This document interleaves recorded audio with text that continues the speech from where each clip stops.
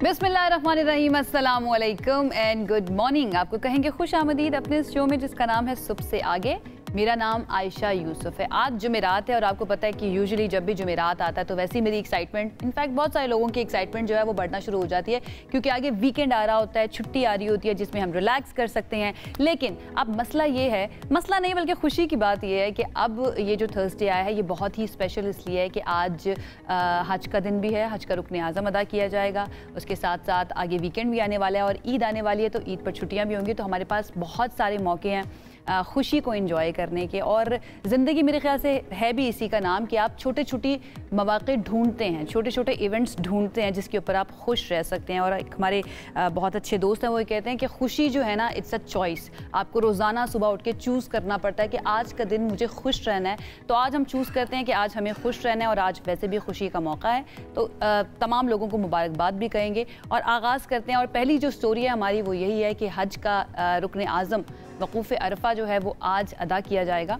आज़मीन हज की मैदान अरफ़ात आमद हो चुकी है। 180 मुल्कों में से 20 लाख आज़मीन हज अदा करेंगे। इमाम काबा शेख सालेह बिन अब्दुल्ला हज का खुतबा देंगे और हज का खुतबा उर्दू और इंग्लिश समेत 35 मुख्तलिफ ज़बानों के अंदर नशर किया जाएगा। ये वक्त के साथ साथ जैसे जैसे आगे बढ़ रहा है वक्त, सऊदी हुकूमत की जानिब से बहुत सारे ऐसे इक़दाम किए जा रहे हैं जिससे लोगों की ज़िंदगियों के अंदर आसानियाँ हों और तमाम आज़मीन हज जो हैं वो ज़्यादा बेहतर तरीके से अपने फ़राइज़ जो हैं जब वो हज करने के लिए जाते हैं तो वो अदा कर सकें। लाखों अफराद अब ऐसे हैं जो बराह रास्त सुन सकेंगे इस हज के खुतबे को और अंडरस्टैंड भी कर सकेंगे क्योंकि मुख्तलिफ ज़बानों के अंदर ये पेश किया जाएगा। आज सजी मैदान अरफ़ात में हज के खुतबे के बाद ज़ोहर और असर की नमाज मिलाकर पढ़ी जाएगी और गुरूब आफ्ताब के बाद हाजी मुज़दलिफ़ा रवाना हो जाएंगे। मैदान अरफ़ात में आज गर्म और खुश्क दिन भी रहेगा ये कहा जा रहा है और दिन में दर्जा हरारत तकरीबन 40 डिग्री सेंटीग्रेड से ज़ायद रहने की पेशगोई की गई है। हवा की रफ्तार की बात करें वो 10 से 15 किलोमीटर फ़ी घंटा रहेगी और रात को दर्जा हरारत 29 डिग्री तक रहने का इम्कान है या तवक्को ज़ाहिर की जा रही है। अब यहाँ पर बहुत सारे इस तरह के भी हमें इंसिडेंट सुनने को मिलते हैं कि वहाँ पर अमवात भी हो जाती हैं, फिर लोगों को बहुत ज़्यादा गर्मी की वजह से परेशानी का सामना भी करना पड़ता है। लेकिन मुझे ये फ़ील होता है कि जितनी ज़्यादा सख्ती होती है अजर और सवाब उतना ही ज़्यादा होता है। अल्लाह ताला ऊपर बैठ के देख रहा है और आप वहाँ पर आए हैं, मुशक्क़त काट रहे हैं जो अल्लाह ताला का हुक्म है, तो डेफिनेटली जो आपको अजर मिलेगा, जो सवाब मिलेगा वो भी आपकी मुश्किलात के बराबर होगा कि जितनी ज़्यादा मुश्किल उतना ज़्यादा सब्र। अच्छा जी, एक और अहम मामले की बात कर लेते हैं जहाँ पर लोग मुश्किल और सब्र की इंतहा करके दिखा रहे हैं। मैं गज़ा की बात कर रही हूँ जहाँ पर मुस्तकिल जंगबंदी की करारदाद एक मरतबा फिर से अमेरिका ने वीटो कर दिया है। अक़वाम मुत्तहिदा की सलामती काउंसिल के अंदर ये करारदाद पेश की गई थी और इस करारदाद में कहा गया था कि जंगबंदी होनी चाहिए और वहाँ पर जो खाने पीने की अशिया की क़िल्लत है वो वहाँ पर पहुँचनी चाहिए। तो जब ये पेश की गई करारदाद तो इसको अमेरिका ने वीटो कर दिया और पाकिस्तान की जानिब से अब इस पर इजहार अफसोस किया गया। पाकिस्तान के मुस्तकिल मंदूब है आसिम इफ्तिखार साहब, उन्होंने कहा है कि कुर्रे अर्ज़ पर गज़ा के हालात जहन्नुम से भी बदतर हैं, इसमें कोई शक नहीं है। बच्चे भूख से बिलक रहे हैं, मर रहे हैं। ये सिर्फ इंसानी अलमिया नहीं है बल्कि इंसानियत की तबाही है। इसराइल आलमी कवानीन की खिलाफ वर्जी कर रहा है। बातचीत के लिए और कितना वक्त दरकार होगा, ये सवाल भी उनकी जानिब से पूछा गया है। अच्छा जी, जंगबंदी में नाकामी जो अभी तक हमें नज़र आ रही है इसको तारीख़ में हमेशा याद रखा जाएगा, ये भी आसिम इफ्तिखार साहब की जानिब से कहा गया। और गज़ा में इसराइल के वहशियाना हमले 24 घंटे के दौरान मज़ीद 100 फ़लस्तीनी जो हैं वो शहीद हो गए हैं, 140 के करीब ज़ख्मी बताए जा रहे हैं। आपको पता है जंगबंदी थी, जंगबंदी की खिलाफ वर्जी की गई एक मरतबा फिर से इसराइल की जानिब से और दोबारा से वहाँ पर कत्ल गारत गरी जो है ना, जो एक नस्ल खुशी की जा रही है गज़ा में रहने वालों की, फ़लस्तीनियों की, वो हमारे सामने है। सोशल मीडिया के ऊपर बहुत सारी खबरें इस तरह की या कुछ तस्वीर और वीडियोज़ इस तरह की आती हैं कि आप बिफ़ोर एंड आफ्टर देखते हैं तो आपको लगता नहीं है कि ये एक ही जगह का मामला है या एक ही जगह के मनाजिर आप देख रहे हैं। एक तरफ आपको ज़िंदगी नज़र आ रही होती है तो दूसरी तरफ सिर्फ आपको मौत नज़र आ रही होती है। छोटे बच्चे रोते हुए नज़र आ रहे होते हैं जिनके माँ बाप दुनिया से जा चुके हैं या माँ बाप जो हैं वो अपने बच्चों को गोद में उठाकर बैठे हुए होते हैं जिनकी जानें जा चुकी होती हैं। अब दुनिया जो है वो खामोश तमाशाई बनी हुई है। कुछ ममालिक जो इसके ऊपर आवाज़ उठाते भी हैं, वो जब इसको आलमी प्लेटफॉर्म्स के ऊपर लेकर जाते हैं और वहाँ पर जाकर बात करते हैं कि ये जुल्म हो रहा है, इसको रुकना चाहिए, तो वहाँ पर जो चंद बड़े ममालिक हैं उनकी जानिब से इस मामले को वीटो कर दिया जाता है, जैसे कि अमेरिका की जानिब से एक मरतबा फिर से किया गया है। हम दुआ ही कर सकते हैं, आवाज़ उठा सकते हैं। आज का दिन वो बड़ा इम्पॉर्टेंट भी है और मुझे लगता है कि आप ज़्यादा क़ुर्बत महसूस करेंगे अल्लाह ताला से, तो फ़लस्तीनियों को ज़रूर याद रखिएगा आज के दिन।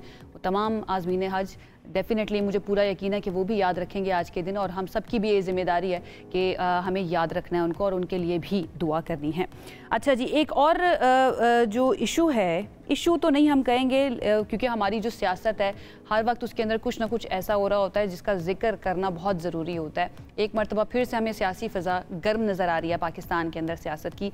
चीफ़ इलेक्शन कमिश्नर और 2 मेंबरान की तकर्री का मामला जो है वो अब अहम मरहले में दाखिल हो गया है। वज़ीर-ए-आज़म शहबाज शरीफ ने ख़त लिखकर अपोजिशन लीडर उमर अयूब को मुशावरत की दावत दे दी है, और तहरीक इंसाफ ने भी सरप्राइजिंगली आमादगी का इजहार कर दिया है, क्योंकि आपको पता है इससे पहले बानी पीटीआई जो है वो बार बार कहते रहे हैं कि इनसे कोई बात नहीं होगी। बीच में हमें नज़र आया उन्होंने आमादगी का इजहार किया एंड देन उसके बाद फिर से बैकआउट कर लिया था, लेकिन अब कहा जा रहा है कि आमादगी का इजहार कर दिया गया मुज़ाकरात के लिए। दूसरी तरफ अगर हम हुक्मरान इत्तेहाद की बात करें तो उसमें शामिल नून लीग और पीपल्स पार्टी जो है उनके दरमियान एक मरतबा फिर से इख्तलाफात सामने आ गए हैं, और ये इख्तलाफात हैं संबड़ियाल इलेक्शन के बारे में जो रिसेंटली हुआ है, जहां पर नून लीग को कामयाबी मिली है। पीपल्स पार्टी के मरकजी सेक्रेटरी इत्तलात नदीम अफजल चंद साहब, उन्होंने कहा है कि नून लीग का साथ देने की वजह से हमारा वोट बैंक ख़राब हुआ है, और संबड़ियाल इलेक्शन के अंदर अंडरवर्ल्ड के बदमाश देखे हैं जी उन्होंने, और कहते हैं कि नून लीग के पास दगड़े बदमाश हैं, और हमारे पास अगर सरकारी मशीनरी होती तो हम भी 40,000 वोट ले लेते। पीपल्स पार्टी बहुत अरसे से कोशिश कर रही है कि पंजाब के अंदर अपना वोट बैंक तगड़ा करे, और आसिफ अली जरदारी साहब जो हैं इस सिलसिले में उनका भी एक स्टेटमेंट आया, वो कहते हैं कि हम कोशिश करें कि सेंट्रल पंजाब के अंदर अपनी पोजीशन को बेहतर करें। हमारे साथ इस वक्त पीपल्स पार्टी के सीनियर रहनुमा नैयर हुसैन बुखारी साहब मौजूद हैं, उनके साथ हम बात करते हैं सारे मामले के ऊपर, और कोशिश करेंगे जो बिलावल भुट्टो जरदारी साहब की क़यादत के अंदर एक वफ्द गया हुआ है अमेरिका में और पूरी दुनिया के अंदर, वो कोशिश करेंगे कि पाकिस्तान का मुकदमा पेश करे, उनकी सिफारतकारी किस तरह से जारी है इस बारे में भी उनसे उनका कॉमेंट लेंगे। नैयर साहब बहुत शुक्रिया हमें ज्वाइन करने के लिए, आई होप आप ठीक ठाक हैं, एंड गुड मॉर्निंग भी आपको कहूँगी। इस वक्त ये जो इलेक्शन कमीशन के अंदर तकर्री का मामला है वो एक मुस्बत कदम हमें नज़र आ रहा है, क्योंकि अब प्राइम मिनिस्टर ने ख़त भी लिखा है उमर अयूब साहब को, और वहाँ से एक आमादगी के इम्कानात भी हमें नज़र आ रहे हैं कि उन्होंने कहा है कि हम करेंगे मुज़ाकरात। कैसे देख रहे हैं आप इस अहम डेवलपमेंट को? थैंक यू जी, गुड मॉर्निंग। गुजारिश है कि चीफ इलेक्शन कमिश्नर की अपॉइंटमेंट और उनके मेंबर्स की अपॉइंटमेंट 18th अमेंडमेंट के ज़रिए वो विद कंसल्टेशन थी लीडर ऑफ अपोजिशन और लीडर ऑफ द हाउस की, और उन पे अगर उनका डिसएग्रीमेंट होता है तो फिर वो पार्लियामेंट्री कमेटी एग्जिस्ट करती है, तो वो पार्लियामेंट्री कमेटी में भी इक्वल रिप्रेजेंटेशन है, गवर्नमेंट ट्रेजरी बेंचेस की भी अपोजिशन की भी। ये जनवरी में इनका टर्नओवर पूरा हो गया था, और इस टर्नओवर में इसको इनिशिएट तो पहले हो जाना चाहिए था, लेकिन गवर्नमेंट ने इनको इंटीमेट ज़रूर किया अपोजिशन को, लेकिन उन्होंने को रिस्पॉन्ड नहीं किया। अभी आज कल की खबर है कि प्राइम मिनिस्टर साहब ने उनको दावत दिया, मुलाकात की लीडर ऑफ अपोजिशन को जी। और ये कोशिश ये थी कि एक कंसेंसस के साथ मेंबर्स भी इलेक्शन कमीशन के अपॉइंट हों और चीफ इलेक्शन कमिश्नर भी। और आपने ये देखा होगा कि 26 अमेंडमेंट में भी ये भी बात आइन में अमेंडमेंट की गई कि जब तक नया चीफ इलेक्शन कमिश्नर या मेंबर्स अपॉइंट नहीं होते तो जो आउट गोइंग हैं वो कंटिन्यू करेंगे in office till new induction is done. तो इसलिए उसका एक ये हुआ, उसका बेनिफिट ये हुआ कि अगर ये प्रोविज़न 26 अमेंडमेंट में ना आती तो वैक्यूम हो जाता, और ये जिस एक्शन का रेफरेंस दिया आपने PP 52 का, फिर इसका इनकाद मुश्किल हो जाता। लेकिन इट्स अ गुड साइन कि अगर प्राइम मिनिस्टर और लीडर ऑफ अपोजिशन दोनों बैठ के 2 मेंबर्स को और एक चीफ इलेक्शन कमिश्नर की अपॉइंटमेंट में मुत्तफिक हो जाते हैं तो एक अच्छा साइन भी होगा कि होगी। तो आपको इम्कान नजर आ रहा है कि कोई किसी एक नाम पर मुत्तफिक प्राइमरीली बिल्कुल देखिए हो भी सकता है। आप जब ये सिटिंग जो चीफ इलेक्शन कमिश्नर हैं इन पे तो इतफाक हो गया था, ये प्रीवियसली गवर्नमेंट उनकी थी, PTI की अपोजिशन भी एग्री कर गई थी, नाम भी प्रपोज उन्होंने किया था, तो आप रूल आउट तो नहीं कर सकते। इज इट पॉसिबल ऑब्वियसली ये दोनों बैठ के किसी नाम पे मुत्तफिक हो जाए? बिल्कुल ठीक कह रहे हैं। मैं पूछ इसलिए रही हूँ क्योंकि उस वक्त के हालात और आज के हालात में अगर हम बात करें तो दरमियान में काफ़ी कुछ पॉलिटिकली हो चुका है और डिस्ट्रस्ट जो है ना वो हमें नज़र आता है दोनों फरीकों की, हुकूमत की भी और अपोजिशन की भी बात करें तो उसके अंदर। तो इसलिए ये जो तब्दीली हमें पोजीशंस के अंदर नज़र आ रही है, क्या ये भी अफेक्ट कर सकती है? और दूसरा हिस्सा ये है सवाल का कि पीपल्स पार्टी का फिर उसूली जो उमूमी मौक़िफ़ है इस अपॉइंटमेंट के अंदर, वो फिर क्या है? देखिए जी, ऑब्वियसली हम तो सपोर्ट कर रहे हैं गवर्नमेंट को, जो इसीलिए वो ट्रेजरी बेंचेस भी हम बैठे हुए हैं। हम कैबिनेट का हिस्सा तो नहीं है, हमने कैबिनेट की कोई स्लॉट तो नहीं ली, लेकिन हमारा एक एग्रीमेंट था उनके साथ, उस एग्रीमेंट की बुनियाद पे हम उन्हें सपोर्ट कर लें। और ऑब्वियसली प्राइम मिनिस्टर की जिम्मेदारी है, मॉरल भी, लीगली भी, कॉन्स्टिट्यूशनली भी, कि वो अपने इत्तेहादियों को ऑन बोर्ड लें। सिर्फ पाकिस्तान पीपल्स पार्टी नहीं, क्योंकि इनके साथ दीगर जमातें भी हैं और प्राइम मिनिस्टर की जिम्मेदारी बनती है कि उनकी जमातों के हेड्स को बिल्कुल ऑन बोर्ड लेके वो डिस्कस करें। लेकिन अभी पहले स्टेज तो ये है कि एक नाम प्रपोज करने की बात है। दो तीन नाम भी प्रपोज हो सकते हैं और 3 नाम वो भी ला सकते हैं और मुमकिन एक कॉमन नाम भी उसमें आ जाए। तो इसलिए मैं समझता हूँ कि पाकिस्तान पीपल्स पार्टी जब प्राइम मिनिस्टर मेरी क़यादत के साथ कंसल्ट करेंगे तो मेरी क़यादत अपना इनपुट ज़रूर देगी। ठीक हो गया। अच्छा नईर बुखारी साहब, ये जो संबड़ियाल इलेक्शन हुआ है इसके अंदर पीपल्स पार्टी के तहफ़्फ़ुज़ात भी सामने आए, कुछ इख्तलाफात की खबरें भी आ रही थी। नदीम अफजल चंद साहब ने बड़े, हम कह सकते हैं कि सख्त अल्फाज का भी इस्तेमाल किया। वो कहते हैं हमारे पास अगर सरकारी मशीनरी होती हम भी 40,000 वोट ले लेते और वहाँ पर बड़े गुंडे हमने देखे हैं। तो इसके बारे में आपकी क्या राय है? ठीक है उनका गुस्सा जो उन्होंने निकाला है? ऑब्वियसली उन्होंने रिस्पॉन्ड किया एक, जब सूबाई मिनिस्टर ने एक तंजन बात की, जब उन्होंने तंजन बात की, कैन यू हेयर मी? जी I can hear you, yes. Hello जी नैयर साहब, I can hear you, continue कीजिए। आई थिंक नैयर हुसैन बुखारी साहब जो हैं उन तक मेरी आवाज़ नहीं पहुंच रही है, लेकिन मेरे तक उनकी आवाज़ पहुंची। वो कहते हैं कि सूबाई वज़ीर जो है उनकी जानिब से एक बात की गई थी, उसके जवाब में नदीम अफजल चंद साहब जो हैं उन्होंने इस तरह की स्टेटमेंट दिया। और उससे पहले जो चीफ इलेक्शन कमिश्नर की कारकर्दगी पर बात कर रहे थे, वो कहते हैं कि इनपुट ज़रूर देगी पीपल्स पार्टी अगर प्राइम मिनिस्टर की तरफ से बात की जाती है और ये उनकी रिस्पॉन्सिबिलिटी है कि इत्तेहादियों को ऑन बोर्ड ले। नईर बुखारी साहब, can you hear me now? Yes, I can hear you right now. जी अभी बताइएगा, ये कंटिन्यू कीजिएगा। डिस्टॉर्शन थी दरमियान में। नदीम अफजल चंद साहब की बात कंटिन्यू कीजिएगा। उस पर बात यह है कि नदीम अफजल चंद साहब ने रिस्पॉन्ड किया है उस स्टेटमेंट को जो एक सूबाई वजीर ने दी, जो तंजन एक बात की कि 6,000 वोट ले लिए उन्होंने तो बड़ी मुबारक हो। ऑब्वियसली नदीम अफजल चंद सेक्रेटरी इंफॉर्मेशन है, उनको रिस्पॉन्ड करना था तो उन्होंने दुरुस्त रिस्पॉन्ड किया। मैं समझता हूँ ठीक रिस्पॉन्ड किया उन्होंने कि हम आपके इत्तेहादी हैं, आप गवर्नमेंट में हमारी वजह से बैठे हुए हैं, ऐसा ही है, और आपको इस किस्म की गुफ्तगू नहीं करनी चाहिए थी। और नदीम अफजल चंद ने जो बात कही, ये मैं समझता हूँ कि एक क्वेश्चन मार्क है इलेक्शन कमीशन की क्रेडिबिलिटी पे। और सिर्फ पाकिस्तान पीपल्स पार्टी ये बात नहीं करती है, दीगर लोग भी बात करते हैं। और फ्यूचरिस्टिक पॉलिसीज़ जो आनी हैं या फ्यूचरिस्टिक जो जिम्मेदारियाँ इलेक्शन कमीशन पे हैं, उनके लिए बड़ी अहम बात है कि वो अपनी क्रेडिबिलिटी को इस्टेब्लिश करें ताकि आने वाले इंतखाबात में इस किस्म की क्रिटिसिज्म भी ना आए और लोग बिलीव कर सकें कि free fair and transparent election in accordance with the provisions of constitution हुए। आपका पॉइंट आ गया। अच्छा नैयर साहब, आप क्या समझते हैं या यूजुअली क्या तासुर पाया जाता है पीपल्स पार्टी के अंदर कि नून लीग के साथ जो इत्तेहाद किया गया है उसमें वाकई पंजाब के अंदर वोट बैंक के ऊपर असर पड़ रहा है? पीपल्स पार्टी के नुकसान हो रहा है वोट बैंक का पीपल्स पार्टी को? बिल्कुल, हमने पॉलिटिकल कॉस्ट पे की है, पहले भी अभी भी पे कर रहे हैं, लेकिन ये सारी political cost at the national interest हम पे कर रहे हैं। ठीक है, क्योंकि अगर आप 8 फरवरी के इंतखाबात को देखते और उसके लिए पाकिस्तान पीपल्स पार्टी इनिशिएटिव ना लेती और ये गवर्नमेंट इंस्टॉल ना होती तो मुल्क में तो क्राइसिस होता, कैओस होता।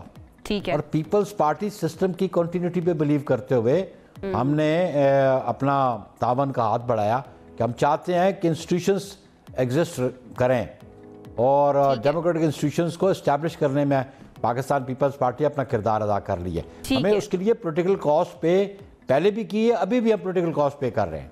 ठीक है। In the end Nayyar Bukhari साहब, ये जो इस वक्त बिलावल भुट्टो जरदारी साहब का वफ्द गया हुआ है, या ये वफ्द जो उनकी क़यादत में गया हुआ है, उन्होंने बड़ी अहम बात की है, बड़े अच्छे तरीके से वो कर भी रहे हैं, पाकिस्तान का मुकदमा लड़ रहे हैं। मुश्तरका फ़ोरम कायम करने का ये जो मुतालबा है पाकिस्तान और भारत के दरमियान, एंड देन ISI और रॉ के दरमियान भी उन्होंने एक तरह से पेशरफ्त की बात की है कि इन दोनों को मिलकर दहशतगर्दी के ख़िलाफ़ काम करना चाहिए। आप इसको किस तरह से देख रहे हैं, और आपको लगता है कि इंडिया जो है इस पर कोई पॉजिटिव रद्द-ए-अमल दे सकता है, उनका कोई पॉजिटिव रिएक्शन आ सकता है? अभी आपने रिसेंट पास देखा, जंग के ज़रिए मसाइल हल नहीं होते जी, और चेयरमैन बिलावल भुट्टो की जो परफॉर्मेंस है वो आपने ऑब्जर्व की होगी कि डिफरेंस आपको नज़र आ गया होगा कि इनकी कैपेसिटी क्या है, इनकी कॉम्पिटेंस क्या है और इनकी प्रेजेंटेशन क्या है, और किसी और की प्रेजेंटेशन और कैपेसिटी क्या है, ये आपको सामने नज़र आ गई। लेकिन ये एक हकीकत पे मबनी बात है कि, और जो चेयरमैन बिलावल ने भी कहा कि जंग के ज़रिए से इश्यूज रिजॉल्व नहीं हो सकते, और पर्टिकुलरली कश्मीर इशू और टेररिज्म का इशू है, इस पे ऑब्वियसली दोनों की जो इंटेलिजेंस एजेंसीज हैं वो रिस्पॉन्सिबल्स हैं, वो प्रीएम्प्ट करें टेररिस्ट एक्टिविटीज़ को, उनके पास इंफॉर्मेशन कलेक्शन हो, अगर वो शेयर कर सकें और बैठ के बात कर सकें तो शायद उसके लिए कुछ पॉजिटिव रिजल्ट्स निकल सकें, ताकि ये जो इंटेलिजेंस एजेंसीज हैं ये आपस में एंगेज हो के और इंफॉर्मेशन शेयर करके तो टेररिज्म को रोका तो जा सकता है। और मैं समझता हूँ चेयरमैन बिलावल ने दुरुस्त बात की है, क्योंकि आप देख रहे हैं माजी में कोई भी इशू जो है, अभी हम पाकिस्तान में जंग से इशू तो रिजॉल्व नहीं हुए, ऐसे ही है, बिल्कुल ऐसे ही है। ये 78 साल हो गए हम कश्मीर इशू पे जंग हो रही है इंडिया और पाकिस्तान की, हम इस इशू को रिजॉल्व नहीं कर पाए। हम समझते हैं कि इस इशू को रिजॉल्व होना थ्रू डायलॉग चाहिए, और पर्टिकुलरली पाकिस्तान का मौक़िफ़ तो बड़ा वाज़ेह रहा है कि इंडिया गया हुआ था यूनाइटेड नेशन में 48 में, पाकिस्तान नहीं गया, उनका प्राइम मिनिस्टर जवाहरलाल नेहरू लेके गया। बिल्कुल तो ऐसे फिर और, जो वहाँ पे उसकी करारदादे हैं उस पर अमल दरामद होना चाहिए, उस प्लेबसाइट का जो इशू है उसको रिजॉल्व होना चाहिए। बिल्कुल ऐसा ही है, और डायलॉग के थ्रू ही मसले जो हैं वो हल हो सकते हैं, जंग के थ्रू नहीं हो सकते। पाकिस्तान का तो शुरू से मौक़िफ़ ही यही रहा है। बहुत शुक्रिया आपका। नैयर हुसैन बुखारी साहब हमारे साथ मौजूद थे, पाकिस्तान पीपल्स पार्टी के सीनियर रहनुमा, मुख्तलिफ अहम इशूज़ के ऊपर जो कि पॉलिटिक्स को लेकर चल रहे हैं और पाकिस्तान को लेकर चल रहे हैं उसके ऊपर अपना मौक़िफ़ पेश कर रहे थे। अच्छा जी, आगे बढ़ जाते हैं और आज के दिन की बात करते हैं। आज आपको पता है बहुत ही इंपॉर्टेंट दिन है, रूहानियत से भरपूर दिन है। लाखों मुसलमान जो हैं दुनिया भर से वो इस वक्त मैदान अरफात जो हैं वो पहुंच रहे हैं, कुछ पहुंच चुके हैं। और आज के दिन मैदान अरफात के बारे में आपको बताइए, वो मकाम है जहां पर हुज़ूर अकरम सल्लल्लाहु अलैहि वसल्लम ने अपना आखिरी खुतबा दिया था, जहां आंखों से आंसू भी रवा होते हैं, दिल झुक जाते हैं, और रब की रहमत पर हर कोई जो है लब्बैक कह रहा होता है। आज सऊदी अरब में यौम अरफा भी है, हज का रुकन आज़म है, और हुज्जाज कराम मैदान अरफात में वक़ूफ़ कर रहे हैं, दुआएं मांग रहे हैं, इस्तग़फ़ार कर रहे हैं, अल्लाह के क़ुर्ब के मुतमन्नी भी हैं। लेकिन इस दिन की मुनासबत से अगर बात की जाए तो इसकी रूहानियत और इसका पैगाम जो है वो आज भी हमारे दिलों को झंझोड़ रहा है। हमें अपने आप से सवाल करने पर भी मजबूर कर रहा है कि हम इबादत तो कर रहे हैं, लेकिन क्या ये इबादत हमारे ऊपर वो असर कर रही हैं जो करना चाहिए? क्या हम बेहतर इंसान के तौर पर, बेहतर मुसलमान के तौर पर बनकर सामने आ रहे हैं? ये सारे सवाल जो हैं हम डेफिनेटली हज की फ़जीलत के ऊपर भी बात करेंगे, और वक्त गुजरने के साथ साथ जो तब्दीली आई है, जो फैसिलिटेशंस हुई हैं, उनके ऊपर भी बात करेंगे। हमारे साथ मौजूद हैं मुमताज़ मजहबी स्कॉलर हैं अबू साद, उन्होंने हमें ज्वाइन किया है, उनको थैंक यू करते हैं। Thank you so much Abu Saad हमें ज्वाइन करने के लिए। और अक्सर नहीं बल्कि आप देखते ही रहते हैं, बहुत ही फेमस भी हैं सोशल मीडिया के ऊपर, नौजवानों के अंदर बहुत मकबूल हैं और लोग इनको बहुत पसंद भी करते हैं, इनको वेलकम करते हैं। अबू साद थैंक यू सो मच हमें ज्वाइन करने के लिए। सबसे पहले मैं ये चाहूँगी कि हम आज के दिन की फ़जीलत के बारे में ज़रा बात कर लेते हैं। हज का रुकन आज़म भी आज अदा किया जा रहा है, लाखों की तादाद में लोग सऊदी अरब में मौजूद हैं, और करोड़ों की तादाद में, अरबों की तादाद में पूरी दुनिया के अंदर आज के दिन का इंतज़ार भी किया जाता है और आज के दिन इबादत भी की जाती हैं। अगर आप थोड़ा सा एक्सप्लेन करें आज के दिन की फ़जीलत के बारे में। बिल्कुल जी, जज़ाकुमुल्लाह खैरन जी फॉर द इन्विटेशन। अल्हम्दुलिल्लाह वस्सलातु वस्सलामु अला रसूलिल्लाह। सबसे पहले तो एक हदीस की तरफ जाते हैं जहाँ पे अल्लाह के नबी ने फरमाया कि पूरी दुनिया में जब हम पूरे साल की बात करें तो पूरे साल में 10 दिन ऐसे हैं जिनमें अल्लाह ताला को नेक अमाल सबसे ज़्यादा पसंद होते हैं। एंड रसूलुल्लाह was talking about the 10 days of ज़ुल्हिज्जा। तो फिर सहाबा इकराम ने जो है पूछा, या रसूलुल्लाह वलल जिहाद, क्या अगर कोई शख्स जिहाद की तरफ जाए, जिहाद फ़ी सबीलिल्लाह करे, क्या वो भी अफजल नहीं है? तो अल्लाह के नबी ने फरमाया नहीं, वलल जिहाद, जिहाद भी अफजल नहीं है, सिवाय ये कि अगर बंदा अपनी जान और अपने माल के साथ जाए और कुछ भी वापस लेके ना आए। तो in general terms we have to understand कि जो 10 दिन है ज़ुल्हिज्जा के, these are the most important days. और उसमें अल्लाह के नबी ने मज़ीद जो है क्लैरिफाई किया, बताया कि इन 10 दिनों में एक ऐसा दिन आता है जिसे हम जो है यौम आरफा कहते हैं, आरफा का दिन, और ये बहुत इंपॉर्टेंट दिन है। उसकी वजह यह है कि सबसे पहले तो वो एक वाक़या उसकी तरफ जाते हैं जहाँ पे एक यहूदी आया उमर बिन ख़त्ताब के पास और कहता है कि या अमीरुल मोमिनीन, आप लोग एक आयत पढ़ते हैं, या आप लोगों की तरफ नाजिल हुई है, अगर ये हम पर नाजिल होती तो हम उस दिन बड़ी खुशी मनाते, इंजॉय करते, और ये दिन हमारे लिए ईद का दिन होता। And then he said that आया इज़ अल-यौम अकमलतु लकुम दीनकुम व अतममतु अलैकुम निअमती व रदीतु लकुमुल इस्लाम दीना, कि जहाँ पे अल्लाह ताला ने फरमाया कि आज के दिन हमने तुम्हारे लिए तुम्हारा दिन मुकम्मल कर दिया है, व अतममतु अलैकुम निअमती, और अपनी जो नेमत है वो भी इत्माम कर दी है, कंप्लीट कर दी है, और तुम्हारे लिए हम दीन इस्लाम पर ही राज़ी हुए। तो उमर बिन ख़त्ताब ने इसको बताया कि बिल्कुल मैं जानता हूँ, ये आयत आरफा के दिन नाजिल हुई थी और वो जुम्मे का दिन था, और ये अल्लाह के नबी ने जो है आरफा के दिन में जो है ये आयत तिलावत की थी। So it's very important. Number 1 बात तो ये है कि आरफा का दिन, इस दिन हमारा दीन मुकम्मल हुआ था अल्हम्दुलिल्लाह। अल्लाह के नबी ने हुज्जत कायम कर दी थी। And on top of that ये इतना इंपॉर्टेंट डे है, और अमूमन generally we have to understand जो 10 दिन है ज़िलहिज्जा के, इनको हमें ना कंपेयर करना चाहिए रमज़ान के साथ। जब हम रमज़ान की बात करते हैं, रमज़ान की जो एसेंस है वो क्या है? लैलतुल क़द्र है। लैलतुल क़द्र में हम देखते हैं कि हमें जो हुक्म दिया गया है वो क्या है कि हम अल्लाह ताला के साथ अपना रिलेशन स्ट्रॉन्ग करें, दुआएं करें, और जो एक पर्टिकुलर दुआ है जिसके बारे में हमारे नबी ने हमें बतलाया, वो ये है कि अल्लाहुम्मा इन्नका अफ़ुव्वुन तुहिब्बुल अफ़्व फ़अफ़ु अन्ना, कि अपने गुनाहों की बख्शिश की दुआ किया करो। And similarly the same case is here as well. जब हम आरफा के दिन की बात करते हैं तो हमें जो है कसरत से दुआ करना चाहिए। नॉट ओनली द हुज्जाज इकराम के लिए तो अल्हम्दुलिल्लाह है ही, वो जाते हैं और कसरत से दुआएं करते हैं, गिड़गिड़ाते हैं, अल्लाह ताला से अपने गुनाहों को बख्शवाते हैं। और इसीलिए अल्लाह के नबी ने फरमाया कि जो लोग हज नहीं कर रहे वो भी इस नेमत से महरूम ना रहें, उनको भी चाहिए कि इस दिन को यूटिलाइज करें और ज़्यादा से ज़्यादा भरपूर दुआएं करें। खूबसूरत बहुत बहुत ही अच्छे तरीके से, बड़ी खूबसूरती के साथ आपने एक्सप्लेन किया। And I was coming to that कि जो लोग नहीं जा सकते, जो ख्वाहिश तो रखते हैं कि उनको अल्लाह का घर देखना नसीब हो और अल्लाह ताला की दावत उनको मिले कि वो भी जाकर हज का ये फ़रीज़ा सर अंजाम दे सकें, लेकिन वो नहीं जा सकते क्योंकि वो इस्तिताअत नहीं रखते या फिर हेल्थ वाइज वो वहाँ पर नहीं जा सकते। उनके लिए अहकामात फिर क्या हैं आज के दिन? फिर वो क्या एहतमाम करें कि उनको भी उतना ही अजर मिल सके जितना कि हाजियों को मिल रहा है जो इस वक्त वहाँ पर मौजूद हैं, जो खुशकिस्मत तरीन लोग मैं उनको कहती हूँ। अल्हम्दुलिल्लाह। देखिए जी, व्हाट आई हैव लर्नड, जो मेरी जर्नी रही है इस्लाम को सीखने के लिए, दीन को सीखने के लिए, वो ये है कि इस्लाम बहुत कंपैटिबल है। Islam is very easy to follow, बड़ा प्रैक्टिकल दीन है, होलसम दीन है। उसमें ये है कि कभी कभार कुछ लोग करना तो बहुत कुछ चाहते हैं, लेकिन ड्यू टू पर्टिकुलर रीजंस वो कर नहीं पाते। जैसे आपने हज की बात की, हो सकता है कई लोग हज तो करना चाहते हैं but they don't have the means to do it, लेकिन इसमें मायूसी की बिल्कुल बात नहीं है। अल्लाह ताला नियतों को देखते हुए, उनके इखलास को देखते हुए उनको भरपूर जो है उसका अजर अता फरमा देते हैं। और उसमें करने का काम क्या है? अल्लाह के नबी ने देखें उनको महरूम नहीं रखा, फरमाया कि जो लोग हज नहीं कर सके, जो लोग अरफा के दिन जो है वहाँ पे अरफा के मुकाम पर नहीं पहुँच सके, तो उनको चाहिए कि वो रोज़ा रखें इस दिन। तो आरफा के दिन स्पेशली जो है अल्लाह के नबी की इंस्ट्रक्शन है कि रोज़ा रखना चाहिए, और ये इंस्ट्रक्शन हुज्जाज के लिए नहीं है बल्कि उन लोगों के लिए है जो कि हज नहीं कर पा रहे।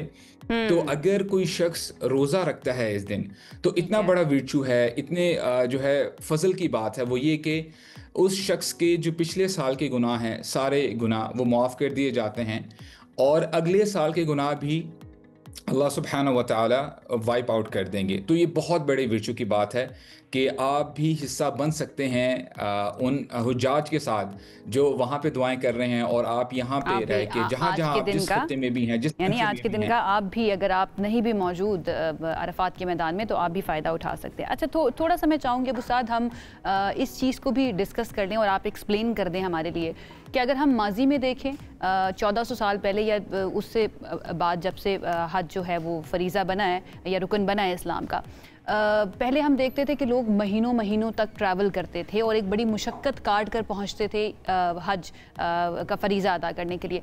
आज अगर हम देखें दुनिया के अंदर बहुत सारी सहूलतें आ गई हैं, बहुत सारे फैसिलिटेशंस हमें नज़र आ रही होती हैं। कुछ वीडियोस मैं देख रही थी, इवन सऊदी गवर्नमेंट की जानिब से बहुत ज़्यादा इस तरह की फैसिलिटेट किया जा रहा है हुज्जाज कराम को, जिससे आसानी हो, जो कि बहुत अच्छी बात भी है।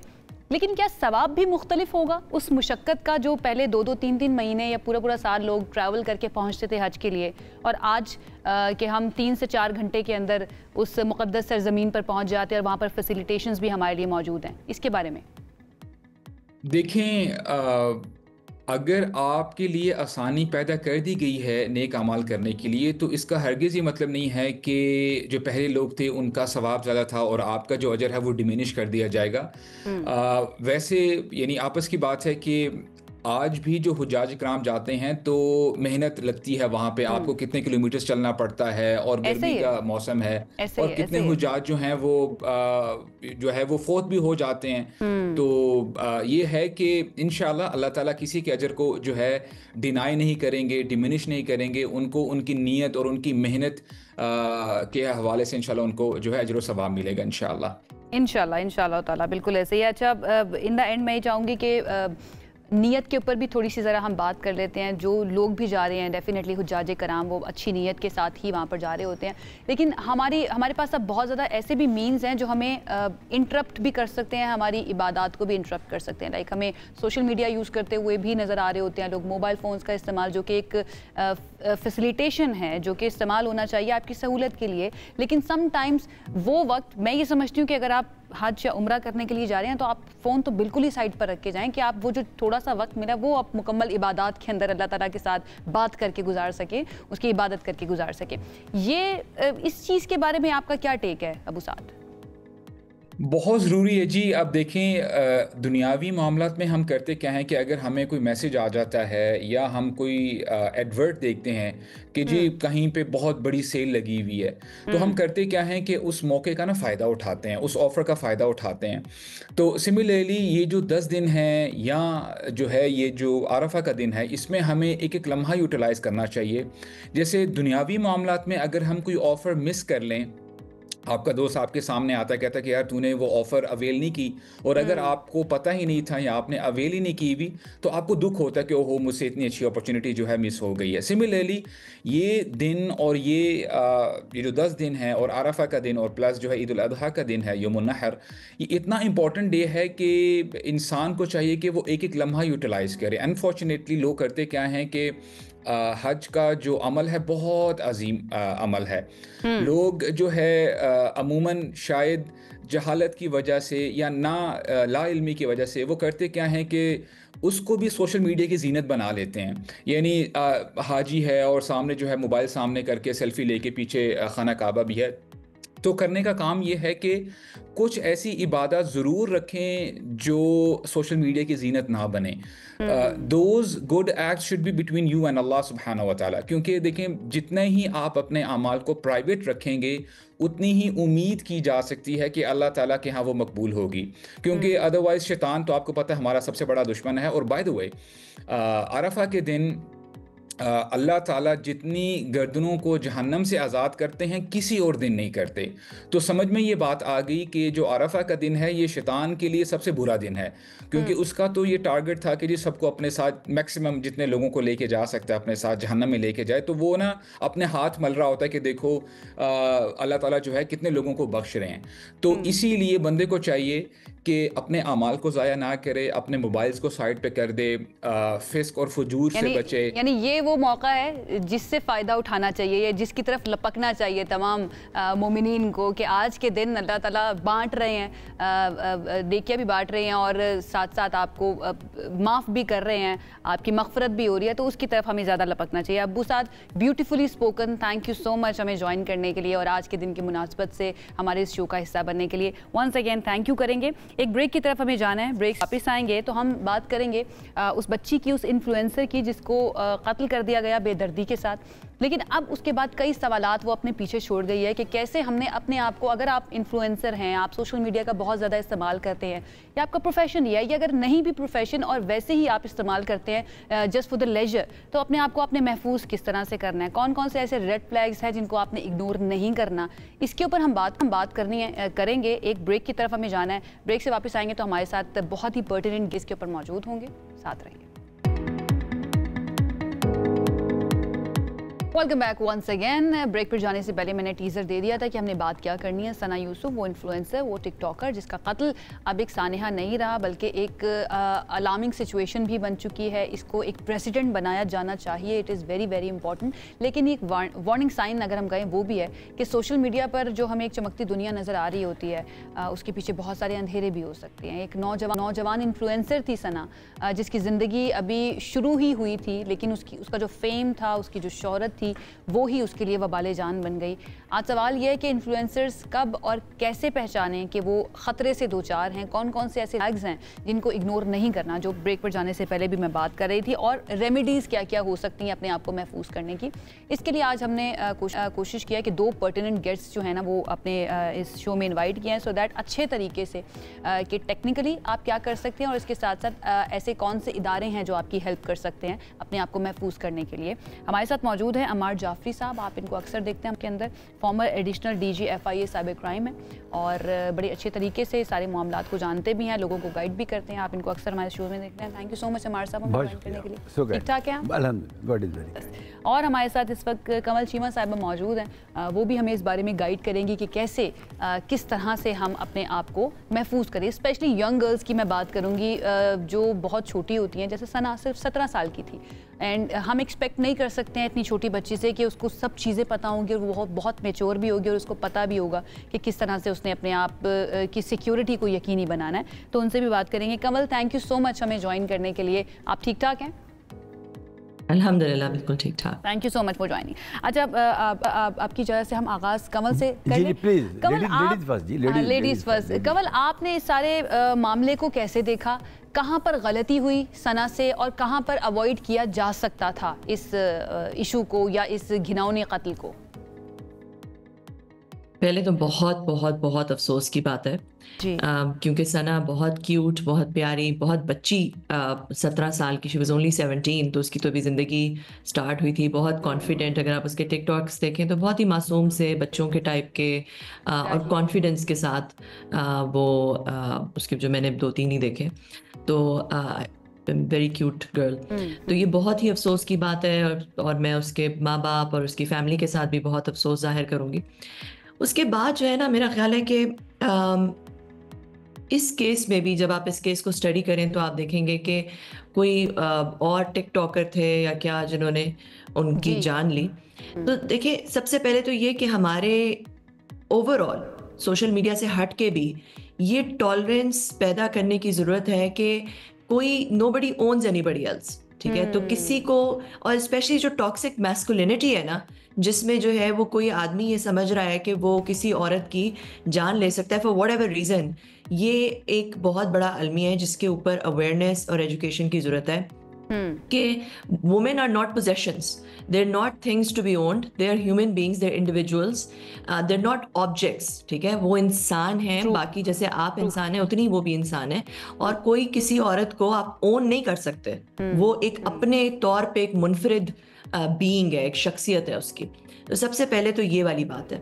उसके बाद जहाँ पे सोशल मीडिया की बात है, तो मेरा ख्याल है कि सोशल मीडिया पे जब कोई औरत या मर्द सोशल मीडिया पे आता है या फेमस हो जाता है, तो लोग समझते हैं कि अब उनके पास राइट आ गया है कि वो उसके ऊपर कोई भी बकवास कर सकते हैं, कोई भी बात कर सकते हैं किसी भी तरह की, क्योंकि वो पब्लिक फिगर है, क्योंकि उसने ये चूज किया है कि वो पब्लिकली आएगा, तो अब इसका मतलब है कि वो फेयर गेम है, अब उसके ऊपर कोई भी कुछ भी कह सकता है। और मुझे बहुत दुख भी हो रहा है इस बात। जी, जिस वक्त ये इंसिडेंट हुआ तो मैं इस केस को बड़ा फॉलो भी कर रही थी, तो सोशल मीडिया के ऊपर मैंने कुछ नहीं, बहुत ज़्यादा इस तरह के कमेंट्स भी देखे जिसमें इस चीज़ को एडवोकेट भी किया गया है कि ठीक हो गया, सही हो गया। And then I was in shock कि ये तमाम लोग हमारे इर्द गिर्द ही मौजूद हैं जो इस तरह की मेंटालिटी रखते हैं। तो आई डोंट अंडरस्टैंड, गलती जो है फिर कहाँ पर हो रही है, ये मुझे समझ नहीं आता है। आप ये देखो कि सिर्फ आदमी नहीं ये कमेंट करे। मैं जिस चीज पे ज्यादा शॉक्ड हूँ वो ये कि फलाना नकाब वाली औरतें, डिफरेंट औरतें जो है वो भी ये कमेंट कर रही हैं कि इस लड़की के साथ ठीक हुआ। ठीक है, तो दिस इज सो, मतलब मैं वो देख के मेरे आंसू आ गए कुछ कमेंट्स पढ़ के कि भाई कैसे एक बंदे की जस्टिफाई कर सकते हैं आप कि उसकी जान ले ली जाए सिर्फ इसलिए क्योंकि वो टिकटॉक बनाती थी। आपको लग सकता है कि वो गलत, देखिए आपके किसी दूसरे के साथ डिफरेंसेस हो सकते हैं, मगर क्या ये एक्सट्रीमिज्म एक्सेप्ट किया जा सकता है इस मुल्क में कि अगर आपके किसी के साथ डिफरेंसेस हैं तो इसका मतलब है कि वो जान उसकी जा सकती है, उसकी जान की कोई वैल्यू नहीं है, और क्योंकि आपके साथ उसके डिफरेंसेस हैं, अच्छी बात की आपने। एक तो ये कि खवातीन जो हैं उनको इंसान नहीं समझा जाता, प्रॉपर्टी समझा जाता है। पहले तो ये क्लैरिटी लानी दिमागों के अंदर बहुत ज़्यादा ज़रूरी है, और मुझे लगता है कि ये आप बचपन से ही तरबियत के अंदर ये चीज़ डालनी ज़रूरी है, जो हमारे ख़ास तौर पर लड़के हैं। दूसरी चीज़ ये कि अगर आप फेमस हो गए हैं, आप एक सेलिब्रिटी बन गए हैं, सोशल मीडिया स्टार बन गए, तो तब भी आप किसी की प्रॉपर्टी नहीं बन गए कि आप कुछ भी कह सकते हैं। अच्छा, अमार साहब भी हमारे साथ मौजूद हैं, कवल उनको भी शामिल गुफ्तगू कर लेते हैं। अमार साहब, आपने इस सारे मामले को किस तरह से एनालाइज किया, किस तरह से देखा, और आपको क्या लगा कि गलती कहाँ पर हुई है? अच्छा, जब ये वाक़या हुआ तो इत्तेफाक से मैं अमेरिका में था, तो मुझे वहाँ के लोगों से बात करने का मौका मिला। पहले तो एक हसरत उन गुंचों पे जो बिन खिले मुरझा गए, बहुत अफसोस की बात है। हम गम में शरीक हैं उसके पेरेंट्स के और जो उसके करीब लोग थे। दूसरी बात मैं यहाँ से करना चाहूँगा कि सोसाइटीज़ ट्रांसफॉर्म करती हैं ग्रेजुअली, हमने बहुत देर कर दी इसमें। अमेरिका में आज से कोई 85 साल पहले औरत को वोट देने का हक नहीं था। अब आप देख लें कितने वुमेन राइट्स हैं वहाँ। मैं एक और मिसाल दूंगा सऊदी अरेबिया की। सऊदी अरेबिया में 2 साल पहले औरत को गाड़ी चलाने का हक नहीं था जी। आज उनके एग्जैक्टली आज हर जगह उनके खवातीन मौजूद हैं। जब मैंने FIA में ये इमिग्रेशन सिस्टम को टेक ओवर किया तो मैंने कहा जी यहाँ 50% कोटा खवातीन को दें। आप ये कहिए मुझे बहुत रजिस्टर का सामना करना पड़ा, but thanks to general Muin जो इंटीरियर मिनिस्टर थे, उन्होंने मेरी बात सुनी। मैंने उनको आर्गूमेंट दिए। मैं कहा जब एक बंदा बाहर से आता है ना तो उसका सॉफ्ट इमेज मिलना चाहिए पाकिस्तान का। वहाँ वो मूछों वाले को अजीब लोडी होनी चाहिए। तो वो आपको पता है। और जिस तरह के डिपार्टमेंट को आप हेड कर रहे थे, साइबर क्राइम, उसके अंदर ठीक है मर्द हजरात भी शिकायत लेकर आते होंगे, बट खवातीन भी ज़्यादा होती है। खवातीन अगर वहाँ पर आकर देखते हैं कि मर्द बैठे हुए हैं, सबसे पहला तो ये खौफ होता है ना हमारे माशरे के, दे विल जज यू, ठीक है, तो वो सॉफ्ट इमेज। मैंने उस रेजिस्टेंस को बर्दाश्त किया, फिर मेरे सीनियर्स ने मेरी मदद की। अल्हम्दुलिल्लाह जब आप एयरपोर्ट पर उतरे तो काउंटर पे खवातीन नज़र आएंगी। साइबर विंग में खवातीन अफसर लोग मौजूद हैं इसके अंदर। पहली बात तो ये है कि एक्सेप्टेबिलिटी, लेकिन मुझे लगता है हमने बहुत देर कर दिया अपना। अब तो नाउ और नेवर की सिचुएशन है जो मैं समझता हूँ इस वाक़े के बाद ख़ास तौर पर। अब हम इस वाक़े के थोड़ी सी इसको डीपली एनालाइज करते हैं। इसको एक बच्ची जो नॉलेजेबल थी, किस इलाके से वो आई, सोचने की बात है। ये एग्जैक्टली वही कहानी है जो मलाला के साथ हुई। ठीक है, मलाला ने एक राइट टाइम पे कहा कि बच्चियों को पढ़ने का हक है, तो एक ग्रुप इतना खिलाफ हुआ कि उन्होंने एक स्कूल की वैगन में शूट कर दिया। वो तो शी वाज लकी। मुझे रिसेंटली उनसे इंटरेक्शन का मौका मिला है और she is very dynamic now. लेकिन अभी दुख की बात ये, जब वो भी आती हैं तो यहाँ बड़ी सिक्योरिटी में आती हैं और ये वो, तो जिस तरह मैं समझता हूँ, इस तरह कमल ने भी कहा कि हमें माइंड सेट चेंज करने की ज़रूरत है। आपने कहा बिल्कुल ऐसा ही है। माइंडसेट चेंज करने के लिए तो देखिए हमारे साहब, हमें बहुत ही लंबी जर्नी जो है ना वो जिसकी आप बात कर रहे हैं कि ऑलरेडी बड़ी देर हो चुकी है। फौरी तौर पर, क्योंकि नाउ और नेवर की सिचुएशन है, फौरी तौर पर जितने भी इन्फ्लुएंसर्स हैं, सोशल मीडिया इस्तेमाल करने वाले हैं, वो क्या करें और उनको कब लगे कि ये रेड फ्लैग्स हैं, अब मुझे फौरी तौर पर कोई एक्शन लेना है। आपने बड़ा सही लफ्ज़ यूज़ किया, रेड फ्लैग्स। देखिए ये लड़का एकदम नहीं पीछे आया होगा उसके, उसने पहले उससे दोस्ती बढ़ाने की कोशिश की होगी, फिर उनके डिफरेंसेस हो गए होंगे, जो पीछे हटी होगी तो वो आगे मैं समझता हूँ कि जब ये पहली दफ़ा आगे आया है ना, ये मैं बाकियों को लिए गाइडेंस दे रहा हूँ, ठीक है, तो जब भी वो टेढ़ी बात करे ना, अगर तो रिस्पेक्टफुली बात कर रहा है, मैं आपको मैसेज करता हूँ रिस्पेक्टफुली कि अच्छा लगा आपका प्रोग्राम, बात खत्म हो गई।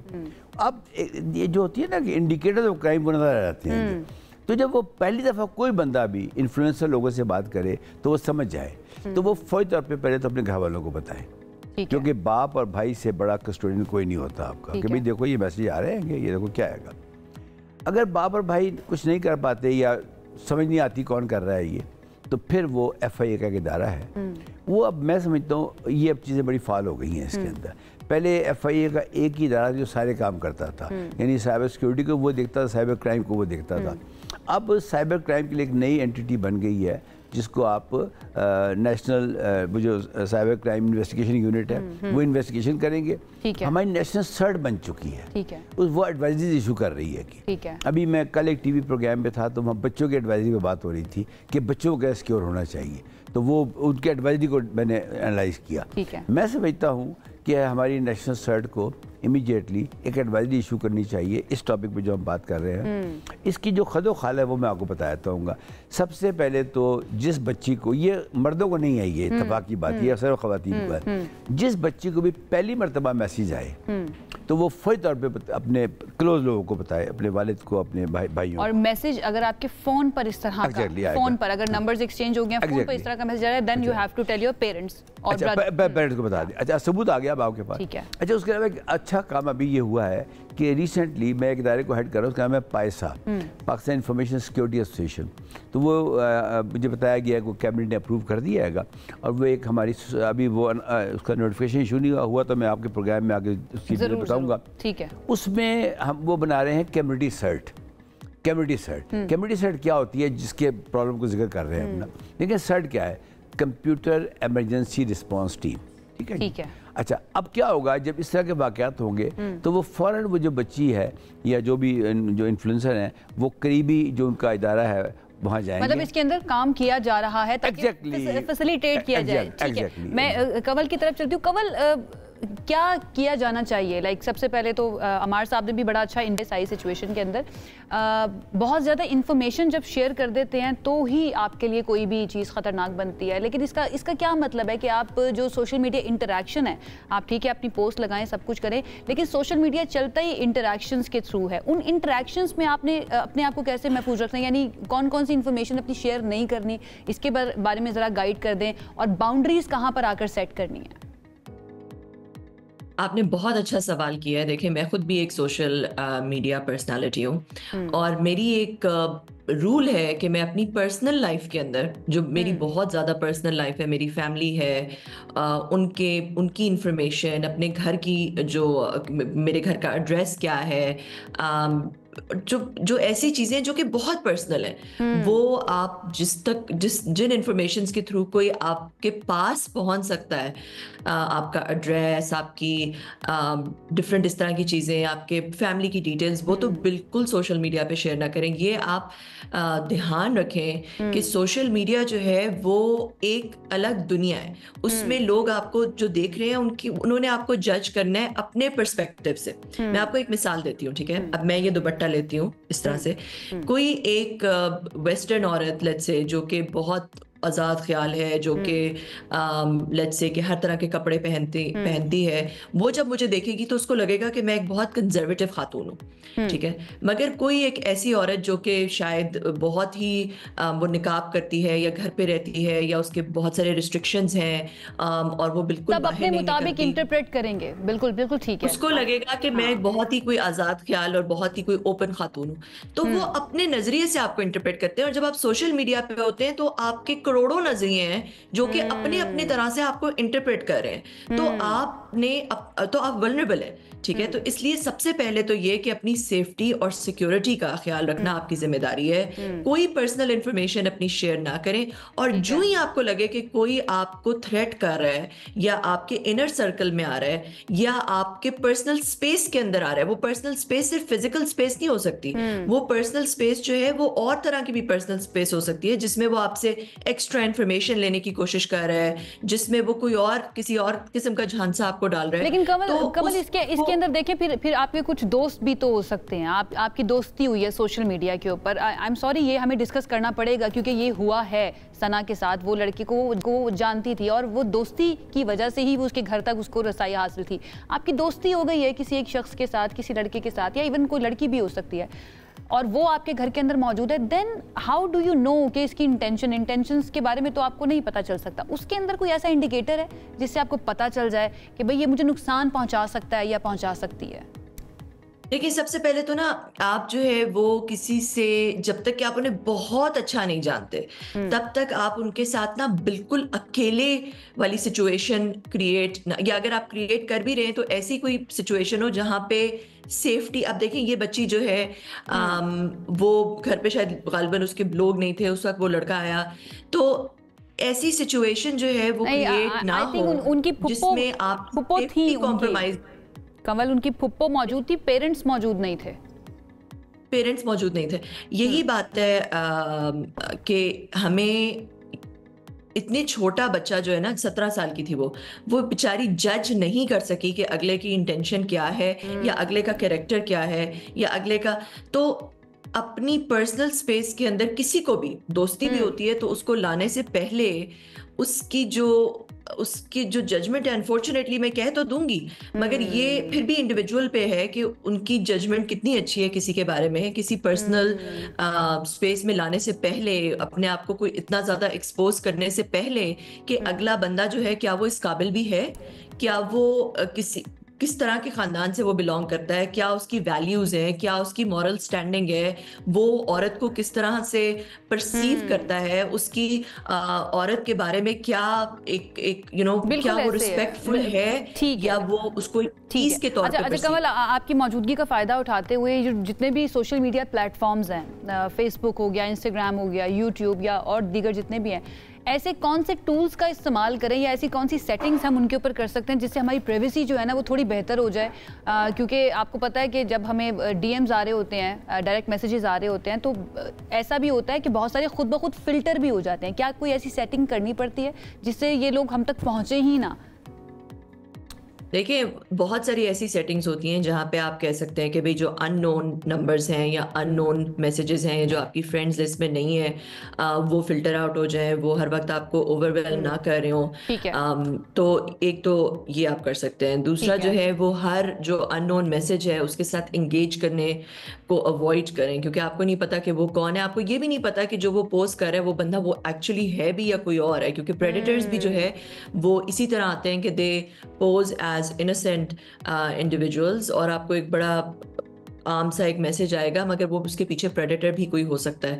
तो ये अवॉइड करें। तीसरा ये कि अपनी कोई पर्सनल इंफॉर्मेशन जो है वो शेयर ना करें। चौथा ये कि अगर आप बहुत बड़े इन्फ्लुएंसर बन गए तो अपने और लोगों के दरमियान एक लेवल क्रिएट करें। कोई पीआर मैनेजर, कोई और आपकी कोई टीम, कोई मैनेजर हो जो कि आपके जो पब्लिक के साथ जो है वो डील करे और आप डायरेक्टली डील ना करें। राइट, डायरेक्ट एक्सेस नहीं होनी चाहिए। अमार साहब, पेरेंट्स के लिए मैं चाहूँगी कि आप कुछ कहें कि उनको किस तरह से ख्याल रखना है, एंड देन कौन कौन से इदारे ऐसे हैं जिससे हमारे इन्फ्लुएंसर्स या सोशल मीडिया इस्तेमाल करने वाले जिनको खतरा महसूस हो रहा है, रेड फ्लैग्स नज़र आ रहे हैं, वो फौरी तौर पर जा सकते हैं और उनकी सुनवाई भी वहाँ पर हो। जी, बहुत शुक्रिया। जो साइबर पेरेंटिंग है, मैं समझता हूँ जब बच्ची की उम्र 10 साल हो तो वो शुरू कर देनी चाहिए। ठीक है, यानी कि ये आखिरी लिमिट है, बेहतर तो पहले ही कर दें। गुड टच बैड टच का आइडिया देना चाहिए उसको। जो लोगों के कमेंट्स आ रहे हैं उसके बारे में पब्लिकली उस पर उसकी निगाह होनी चाहिए। टेक्नोलॉजी का इस्तेमाल इसमें ये पॉसिबल है कि जो एक्सट्रीम वर्ड है ना, जैसे एक कहता है आई हेट यू या आई लव यू, ये एक्सट्रीम एंड्स की चीज़ें हैं, तो उसको टेक्नोलॉजी भी सेंस कर रही है कि इन दो लोगों के दरमियान रिश्ता क्या जा रहा है। ये जो मेटा एआई वगैरह अगर आप देखें तो अब वो वर्ड आने शुरू हो गए हैं फेसबुक के ऊपर कि ये जो फॉर एग्जांपल मैं एक पोस्ट डालता हूँ, कोई एक आदमी उसमें बड़ा एग्रेसिवली रिएक्ट करता है, तो मैं समझता हूँ मुझे क्विक रिस्पॉन्स नहीं करना चाहिए। मुझे 30 सेकंड में चाहूँगी मुझे रिएक्ट नहीं करना चाहिए उस पर। मे भी वो सही कह रहा हो, ये मैं मर्दों की बात कर रहा हूँ, नहीं खवातीन को भी बहुत इसके ऊपर आना चाहिए। और इस पर आखिरी बात मैं कहना चाहूँगा आपके जवाब में कि ये जो टेक्नोलॉजी का इस्तेमाल है ना अपने सोशल मीडिया को मैनेज करने के लिए, जैसा कमल नहीं बता रही थी, प्राइवेसी सेटिंग करें अपनी आप, क्या चीज़ पब्लिक हो, क्या फ्रेंड्स में हो, क्या इसके अंदर हो। और दूसरी बात, एग्रेसिव कमेंट्स को आप बहुत सीरियस लें। उनकी भी सोशल देखिए, खुद चेक करें, फिर इदारे मौजूद हैं। अग्रेसिव कमेंट्स के ऊपर आपको रिप्लाई करने की जरूरत नहीं है, एंड ब्लॉक करने का ऑप्शन मौजूद होता है। You can always block these people. Ammar Jafri साहब, आपने बड़े अच्छे तरीके से एक्सप्लेन किया सारी सिचुएशन को। And Kanwal, thank you so much आपका भी, आपने हमें ज्वाइन किया और हमें बताया है, या जितने भी इन्फ्लुएंसर्स, आई होप उनकी हेल्प हुई होगी। जाते जाते ब्रेक से पहले एक छोटा सा मैसेज कि नो मीन्स नो, ये हमें अपने बेटों को समझाने की ज़रूरत है, कंसेंट की इंपॉर्टेंस समझाने की ज़रूरत है। एक ब्रेक की तरफ जाते हैं, वापस आएंगे, साथ रहिए। Welcome back once again. ज़िंदगी में सीखना बहुत ज़्यादा ज़रूरी है, और इंसान का वक्त जैसे जैसे आगे बढ़ता है, ज़िंदगी आगे बढ़ती है, तो इंसान इवॉल्व भी करता है और सीखता भी रहता है। और सीखने के सफ़र में सबसे इम्पॉर्टेंट जो मैं समझती हूँ, और बहुत सारे लोग जिनसे मैंने बात की वो समझते हैं कि सफ़र करना जो है ना, वो बड़ा ज़रूरी है। सफ़र आपको बहुत कुछ सिखाता है। तो आज इस सेगमेंट में हम आपको एक ऐसे ही सफ़र पर लेकर चलते हैं जो दिल को बड़ा लुभाता है। जन्नत नज़ीर वादी कश्मीर की मैं बात कर रही हूँ, उसके सफ़र के ऊपर आज हम आपको लेके चलेंगे। इस्लामाबाद से लेकर ताओबड़ तक वो मकामात जो न सिर्फ कुदरत के शाहकार हैं, बल्कि पाकिस्तान की सयाहत की रोशन इम्कानात का दरवाज़ा भी हैं। यहाँ पर बहुत ज़्यादा काम भी हो रहा है, दुनिया भर से लोग यहाँ पर आते हैं सयाहत के लिए, और बहुत ज़्यादा इंजॉय भी उस चीज़ को करते हैं। अब आज के सेगमेंट में हम ये एक्सप्लोर करने की कोशिश करते हैं कि आप कश्मीर के अंदर ऐसे कौन कौन से मकामात हैं जहाँ पर आपको जाना चाहिए, आपको रिकमेंडेशंस भी देंगे। उसके साथ साथ कौन से ऐसे इलाके हैं जो ज़्यादा महफूज हैं, या फिर 2 दिन के अंदर आप कहाँ कहाँ ट्रैवल कर सकते हैं। और आगे ईद भी आ रही है, तो 4 छुट्टियाँ हैं। अब इन 4 छुट्टियों में आप आज़ाद कश्मीर के कौन कौन से मकामात को एंजॉय कर सकते हैं, जिसमें आज़ाद पतन है, रावलाकुट है, तूली पीर है, शारदा, रत्ती गली, अड़ंगकेल और ताओबड़। ये सब मकामात बहुत ही खूबसूरत हैं, लेकिन क्या 2 दिन के अंदर, या फिर अगर ईद की बात करें 4 दिन के अंदर इनकी सयाहत पॉसिबल है या नहीं है, उस पर बात करते हैं। हमारे साथ मौजूद है टूरिज्म एक्सपर्ट हैं राशिद याकूब खान साहब। पिछले 13 साल से कश्मीर की सयाहत के ऊपर, कश्मीर की सयाहत के ऊपर काम कर रहे हैं। तो हमने सोचा कि इनसे बेहतर और कोई शख्सियत नहीं हो सकती है हमें बताने के लिए कि हमें कहाँ जाना चाहिए आज़ाद कश्मीर में। राशिद साहब, थैंक यू सो मच हमें ज्वाइन करने के लिए। कैसे हैं आप? बहुत ज़बरदस्त लग भी रहे हैं माशाल्लाह से आप।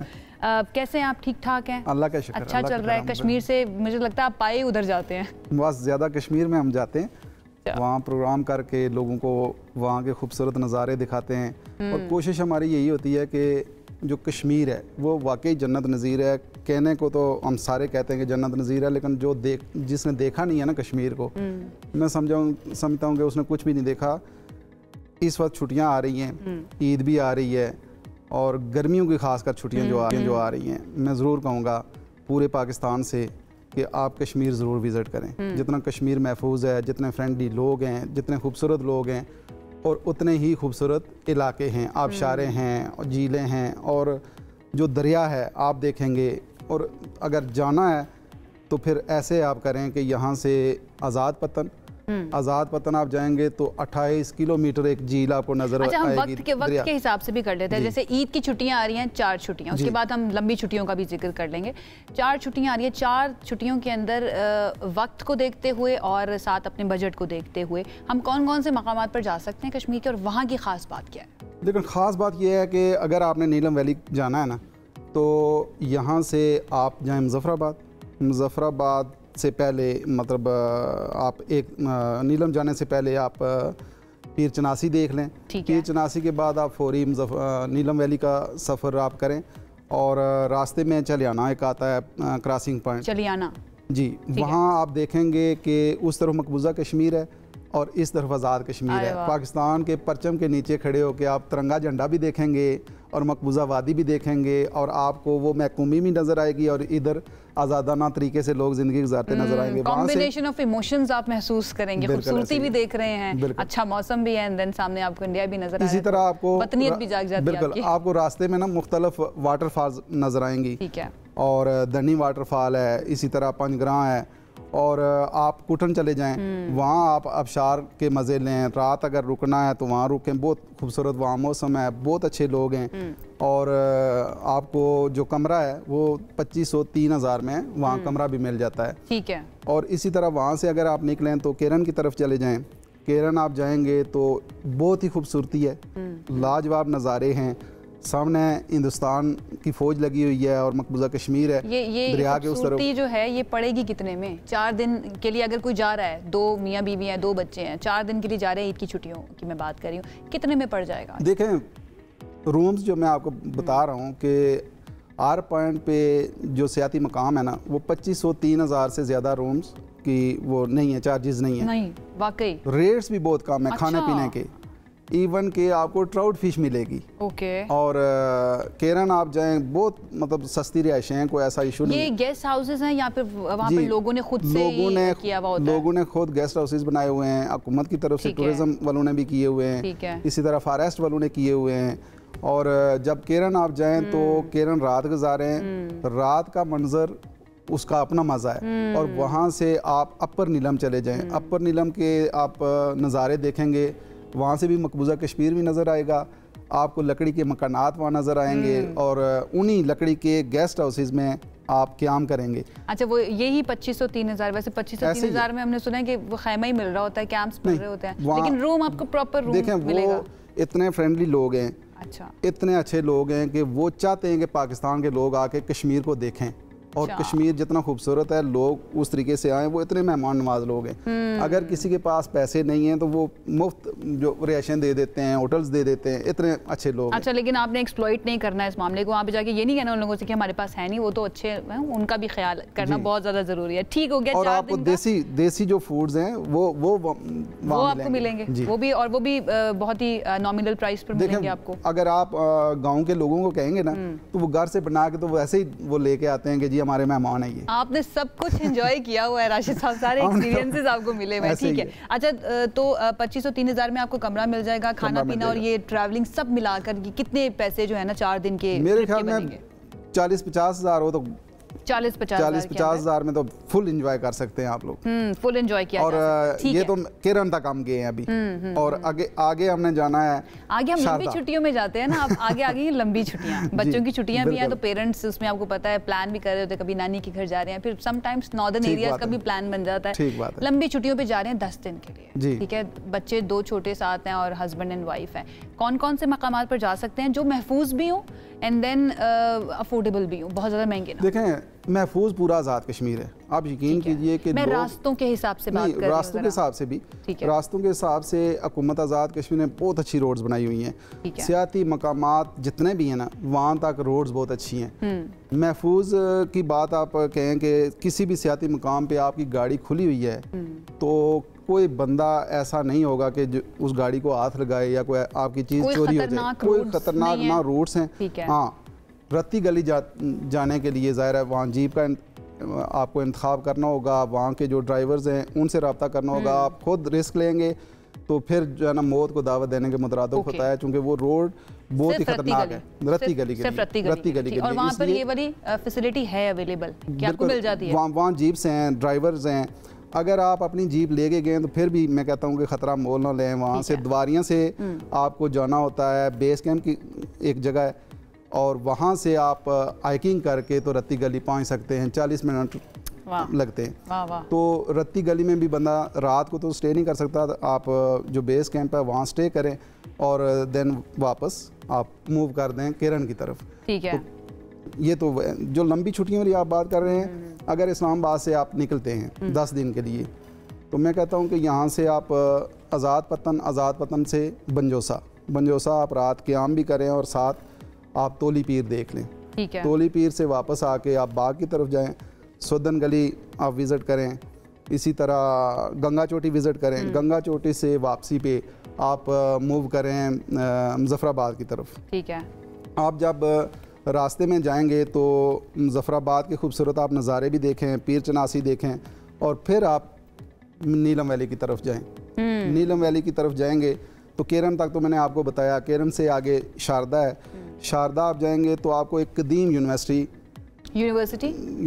लेकिन वो ज़रा पुराने वक्तों की है, आपको वो दीवारें, वो चीज़ें नज़र आएंगी, आपको वो हिस्ट्री आपको देखने को मिलेगी। वहाँ आप विज़िट करें, वहाँ आप बोटिंग कर सकते हैं। और कितने पैसे लग जाएंगे अंदाज़न 10 दिनों की हम बात करें तो? 10 दिनों के मतलब 1,10,000 तक इसमें हम कर सकते हैं। और जबरदस्त हो गया, आपने बड़े अच्छे तरीके से राशिद साहब एक्सप्लेन किया है कि कहाँ कहाँ जाया जा सकता है। तो ईद की छुट्टियां जो है ना वो आप अच्छे तरीके से मना सकते हैं। और अगर आप इस्लामाबाद, रावलपिंडी या गिरदोनवाह में कहीं पर रहते हैं तो आप प्लान कर सकते हैं 40 से 50 हज़ार में आपका बड़ा अच्छा ट्रिप हो जाएगा, बच्चे भी खुश हो जाएंगे। बहुत शुक्रिया प्रोग्राम में वक्त देने के लिए, अच्छा लगा आपसे बात करके। लेकिन अब वक्त हो चुका है एक ब्रेक का। ब्रेक के बाद अभी वापस आ रहे हैं, stay with us. This segment is brought to you by Jazz and Allied Bank Limited. Welcome back once again. कुछ बजट की और पाकिस्तान की इकोनॉमी की बात कर लेते हैं। आप तैयारियां जारी हैं, आप सबको पता है बजट की और मईशत के तमाम बड़े शोबे जो हैं वो तवक्कुआत रख कर बैठे हुए हैं और उसके साथ साथ तहफ़्फ़ुज़ात भी हैं कि हुकूमत की पॉलिसियां जो हैं वो क्या हो सकती हैं। उन्हीं में से एक अहम सतून जो है वो हमारी बैंकारी का शोबा भी है, जो न सिर्फ मुल्क की मईशत की रीढ़ की हड्डी समझा जाता है बल्कि हुकूमत के महसूलात में भी, यानी कि जो टैक्स कलेक्शन करती है गवर्नमेंट, उसके अंदर भी अपना एक अच्छा खासा हिस्सा डाल रहा है। 2021 की बात करें तो बैंकिंग सेक्टर ने तकरीबन 108 अरब रुपए बतौर टैक्स अदा किया था, जबकि 2024 में सिर्फ 3 साल के बाद ये रकम 850 अरब रुपए से तजावुज़ कर गई है, जो कि डेफिनेटली एक बहुत बड़ा और हैरानकुन इजाफा है। अब सवाल ये है कि इतनी बड़ी तादाद, इतनी बड़ी मिकदार में जब टैक्स दे रहे हैं तो उसका असर जो है बैंकिंग के शोबे के ऊपर क्या होता है, और ये बैंकिंग का शोबा पाकिस्तान के अंदर कितनी तेज़ी से तरक्की कर रहा है। जितने भी ये अहम सवालात हैं और इतने टैक्सेस से क्या नुकसान हो रहा है या वाकई में फ़ायदा भी हो सकता है, कोई अफादियत भी है, इस पर बात करेंगे। हमारे साथ माहिर मईशत फरहान बुखारी साहब मौजूद है और हम कोशिश करेंगे कि ये जो बैंकारी का शोबा है इससे भी कोई रिप्रेजेंटेशन हमारे पास आ जाए, फिर उनसे भी हम बात करेंगे। फरहान साहब, थैंक यू सो मच हमें ज्वाइन करने के लिए। सबसे पहले यही कि ये बैंकारी का शोबा जो है ये कितना ज़्यादा इंपॉर्टेंट है या कितना ज़्यादा एडअप करता है हमारी इकोनॉमी के अंदर और टैक्स कलेक्शन के अंदर? ये आप यही मिसाल अगर आप तसव्वुर करें कि 90 की दहाई में बैंक्स हमारी मईशत पे सबसे बड़ा बोझ था बैंक्स का, क्योंकि तब पब्लिक सेक्टर में थे। उसके बाद ये जो प्राइवेटाइजेशन की तरफ गए तो सरकारी बैंक्स जो थे वो प्राइवेटाइज हो गए, सवाए एक के नेशनल बैंक, और उसके अलावा प्राइवेट बैंक्स भी कई लॉन्च हुए और फिर बाहर के ख़ास तौर पे मिडल ईस्ट के बैंक्स भी पाकिस्तान में आए। तो ये एक बहुत बड़ी तब्दीली आई है। अब कभी मैं ये सोचता हूँ इस बारे में कि अगर हम 90 की दहाई के हक़ाइक़ में रहते और आज की सूरत हाल में वो बोझ भी हमारे ऊपर होता, तो जो मईशत के हवाले से परेशानियाँ, परेशान कुन सूरत हाल है, वो इससे बहुत ज़्यादा हो जाती। तो शुक्र करना चाहिए कि बैंक्स एक बेहतर रास्ते पे चले, इस्लाहात हुई और वहाँ से एक नए दौर का आगाज़ हो गया। ऐसा ही है, बिल्कुल ऐसे ही है। तो अभी आपको क्या लगता है ये जो इतना बड़ा इजाफा हुआ है हमारे बैंकिंग सेक्टर के ऊपर, जो टैक्सेस जो 2021 में 160 अरब के करीब थे, अब आके 850 से ज़्यादा हो चुके हैं, इसने क्या असर डाला है फिर हमारी बैंकारी के शोबे के ऊपर? देखिए, बैंक्स अभी भी प्रॉफिट्स तो बना रहे हैं, लेकिन मसला ये है कि बहुत हैवी टैक्सेशन है, यानी जो उनकी ग्रोस इनकम है, टैक्स से पहले की इनकम, उसके ऊपर ये तकरीबन 54%, 54% टैक्स देते हैं। और ये हमारे कॉर्पोरेट सेक्टर में और जो सेक्टर्स हैं और मईशत के कुछ सेक्टर्स ऐसे हैं जिनको टैक्स सही तौर पे तो देते ही नहीं, उनसे सबसे ज़्यादा है। तो सवाल ये है कि अगर आप उसी चीज़ पे बोझ डालते रहें ऑलरेडी अपने काम कर रहे हैं जी, तो फिर एक वक्त ऐसा आएगा कि कहीं ना कहीं आप उन्हें और नहीं तो डिस्करेज करना शुरू कर देंगे, वो कोई और रास्ता देखेंगे। तो इसलिए ये एहतियात से ये फैसले इसके ऊपर डेफिनेटली सोचना चाहिए। अच्छा, हमें ज्वाइन कर लिया है secretary general Pakistan banks association Munir कमाल साहब ने, वो बेहतर तरीके से अपना मुकदमा मुझे लगता है कि सामने रख सकते हैं। मुनीर साहब, थैंक यू सो मच हमें ज्वाइन करने के लिए। सबसे पहला सवाल ये कि ये आपकी तवक्कुआत जो हैं, ये जो इदारा है पाकिस्तान बैंक्स एसोसिएशन, इसकी तवक्कुआत क्या है आइंदा आने वाले बजट से? देखिए, सबसे पहले तो चाहे वो पाकिस्तान बैंक एसोसिएशन है, ये कोई भी पाकिस्तानी है जिसका इंटरेस्ट है पाकिस्तान की मईशत की बहाली के लिए, पहली बात तो है कि जो बजट की अनाउंसमेंट हो उसमें कतई नज़र बैंक्स के बारे में क्या है, हमें दो चीज़ों पे नज़र रखनी है और मुझे लगता है कि हुकूमत पाकिस्तान भी इन चीज़ों को रख के बजट बनाएगी। पहली चीज़ तो ये है कि हमें जो हमारी फाइट ही कहेंगे उसको, कि जो हमारा फिस्कल डेफिसिट है वो अंडर कंट्रोल रहे, बहुत ज़्यादा हम कर्जे ना करें, बिकॉज फिस्कल डेफिसिट जितना बढ़ता है उससे फिर इन्फ्लेशन आता है। और दूसरा, एक जो जंग हमारी एक्सटर्नल अकाउंट पे जारी है, for example current account deficit को कंट्रोल किया हुआ है, वो भी इस वक्त हमें कंटिन्यू करना है। ये वक्त अभी नहीं आया कि हम तेजी से ग्रोथ की तरफ बढ़े। एक पेनफुल डिसीजन है, तकलीफदेह अमल है, लेकिन अब वो नहीं। तो जो डायरेक्शनली जो बजट का है, वो जो मैं देखता हूँ, उसमें हमें ये चीज़ों का ख्याल रखना पड़ेगा। अभी भी हमें फिस्कल डेफिसिट को, अपने खर्चों को और एक्सटर्नल अकाउंट में जो करंट अकाउंट डेफिसिट है, वो इसको हमेशा पॉजिटिव कोई अच्छी चीज़ नहीं होती, लेकिन उस पर हमें बहुत ज़्यादा कंट्रोल लूज नहीं करना। तो डायरेक्शनली तो हमारी यही तवक्को है कि ये चलेगा। उसमें हमारा जो टैक्सेशन है बैंकिंग सेक्टर का, वो आगे चल के बात कर लेंगे। तो डायरेक्शनली तो मैं ये समझता हूँ कि ये, और मुझे जो इंफॉर्मेशन भी आ रही है, टैक्टिकली आप होगा, कुछ चीज़ों पे क्रिटिसिज्म होगा, कुछ चीज़ें अच्छी होंगी, लेकिन डायरेक्शनली बजट इसी रास्ते पे चलना चाहिए। ये बिजनेस कम्युनिटी भी ये डिमांड करेगी, certainly banking industry would demand that, and so या this is very important, very important. बहुत आपकी रिकमेंडेशन डेफिनेटली अंडर कंसिडरेशन होनी भी चाहिए गवर्नमेंट की, है वो उन तमाम इदारों की जो बजट बना रहे होते हैं। टैक्सेशन की मैं कह रही हूँ कि हम अभी बात कर लेते हैं, क्योंकि जब मैंने ये पढ़ा कि 2021 में 160 अरब के करीब था, एंड देन 2024 के अंदर 850 अरब से ज़्यादा हो गया ये टैक्सेशन बैंक्स के ऊपर। मुनीर साहब, इसने कितना ज़्यादा असर डाला है बैंकारी के शोबे के ऊपर? क्या बाय द टाइम, फरहान साहब भी हमारे साथ मौजूद हैं, वो कह रहे हैं कि प्रॉफिट्स तो बने हैं लेकिन कम बने हैं। आपको क्या लगता है कि ये टैक्सेशन ज़्यादा होने से असर कितना हुआ है, अफादियत हुई है या नुकसान हुआ है? इसके बारे में आपकी राय? पहले तो देख लें कि हमारा जो बैंकिंग सेक्टर का जो टैक्सेशन है वो है कितना। इस वक्त 53% है। जो हमारा नॉर्मल टैक्सेशन है वो 49 है, प्लस सुपर टैक्स वगैरह 39 है, पर सुपर टैक्स वगैरह सब कुछ मिलाकर आज की पोजीशन 53% है। जो बाकी बड़ी इंडस्ट्रीज हैं वो 53 के अगेंस्ट 39% है। तो हम 14% बाकी इंडस्ट्री से ज़्यादा दे रहे हैं। फिर एक ये चीज़ थी कि जी पैसे बहुत बनाते हैं, ठीक पैसे तो बन रहे थे। मैं अभी आपको बताता हूँ कि पैसे क्यों बन रहे थे और कैसे बन रहे थे और आगे क्या हमें नज़र आ रहा है। लेकिन उसके साथ साथ जो टैक्सेशन को कंट्रीब्यूशन जो हमारी है बैंकिंग इंडस्ट्री की, और आपने सही कहा 161 अरब रुपए था 2021 में, वो जंप करके 2023 में 600 बिलियन प्लस हुआ, और ये जो साल हमने ख़त्म किया है 2024, उसमें हमारी टैक्स जो बैंकिंग की तरफ से गया वो 830 बिलियन या 820 बिलियन है। ये इसलिए हो रहा था कि हमारी इनकम बढ़ रही थी। तो हम ये कहते हैं कि इनकम तो बढ़ती है भाई, लेकिन पाकिस्तान में सबसे ज़्यादा डायरेक्ट टैक्सेस भी ये इंडस्ट्री देती है, तो हुकूमत का फ़ायदा होता है। और हुकूमत को ये टैक्सेशन की ज़रूरत थी पिछले 2-3 साल, क्योंकि मुनीर साहब, हुकूमत कहती है वो नुकसान में है, आवाम महंगाई की वजह से ऑलरेडी नुकसान में है। बैंक का शोबा जो है वो भी कह रहे हैं कि हम बहुत ज़्यादा तादाद में, बड़ी मिकदार में टैक्स दे रहे हैं। तो मुझे समझ नहीं आती, फरहान साहब से मैं कहूँगी, फ़ायदे में है कौन? फिर किसका फ़ायदा हो रहा है सारी सिचुएशन? अगर आपकी इजाज़त से मैं मुनीर कमाल साहब से एक सवाल पूछ सकूं। अस्सलाम वालेकुम मुनीर कमाल साहब, फरहान बुखारी अर्ज़ कर रहा हूँ। जी वालेकुम सलाम फरहान भाई, क्या हाल है आपके? जी बहुत शुक्रिया, अल्लाह का शुक्र है।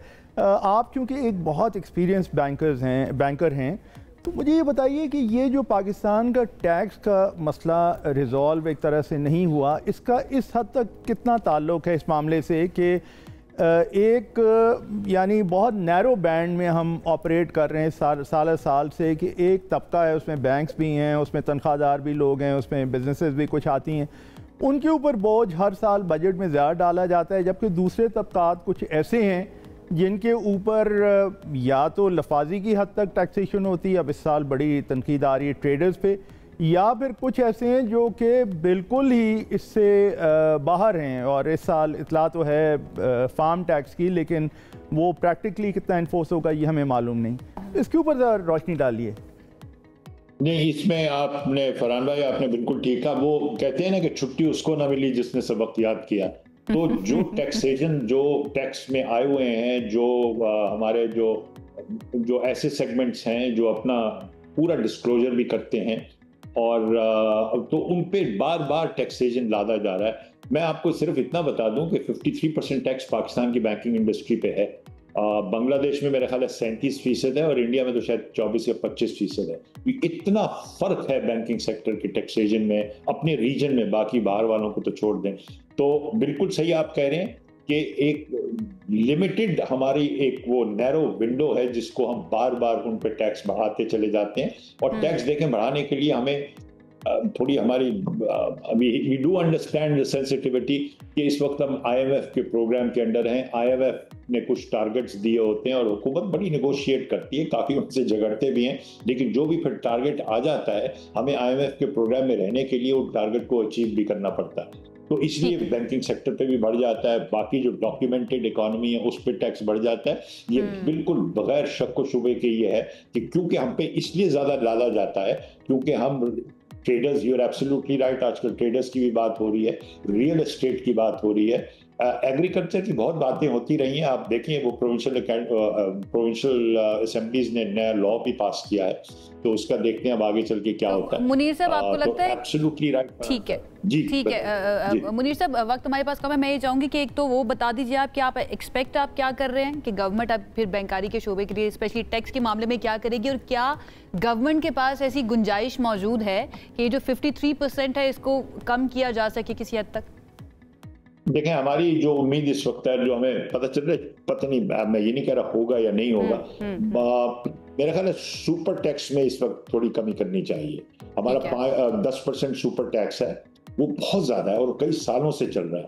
तो पिछले साल का बजट तो बहुत ही टाइट था। इस साल क्योंकि इंटरेस्ट रेट्स कम हुए हैं, तो जो सबसे बड़ा जो फैक्टर पाकिस्तान की एक्सपेंस साइड पे होता है बजट में, वो interest on local currency debt होता है। तो जो 2024 और 25 का बजट बन रहा था तो 22% इंटरेस्ट रेट था या 23% था, अब माशाल्लाह कोई 10-12% पे आ गया है। तो हुकूमत की जो इंटरेस्ट बर्डन है वो भी कम होगा, इसलिए हम समझते हैं थोड़ा रूम तो है हुकूमत पाकिस्तान के पास।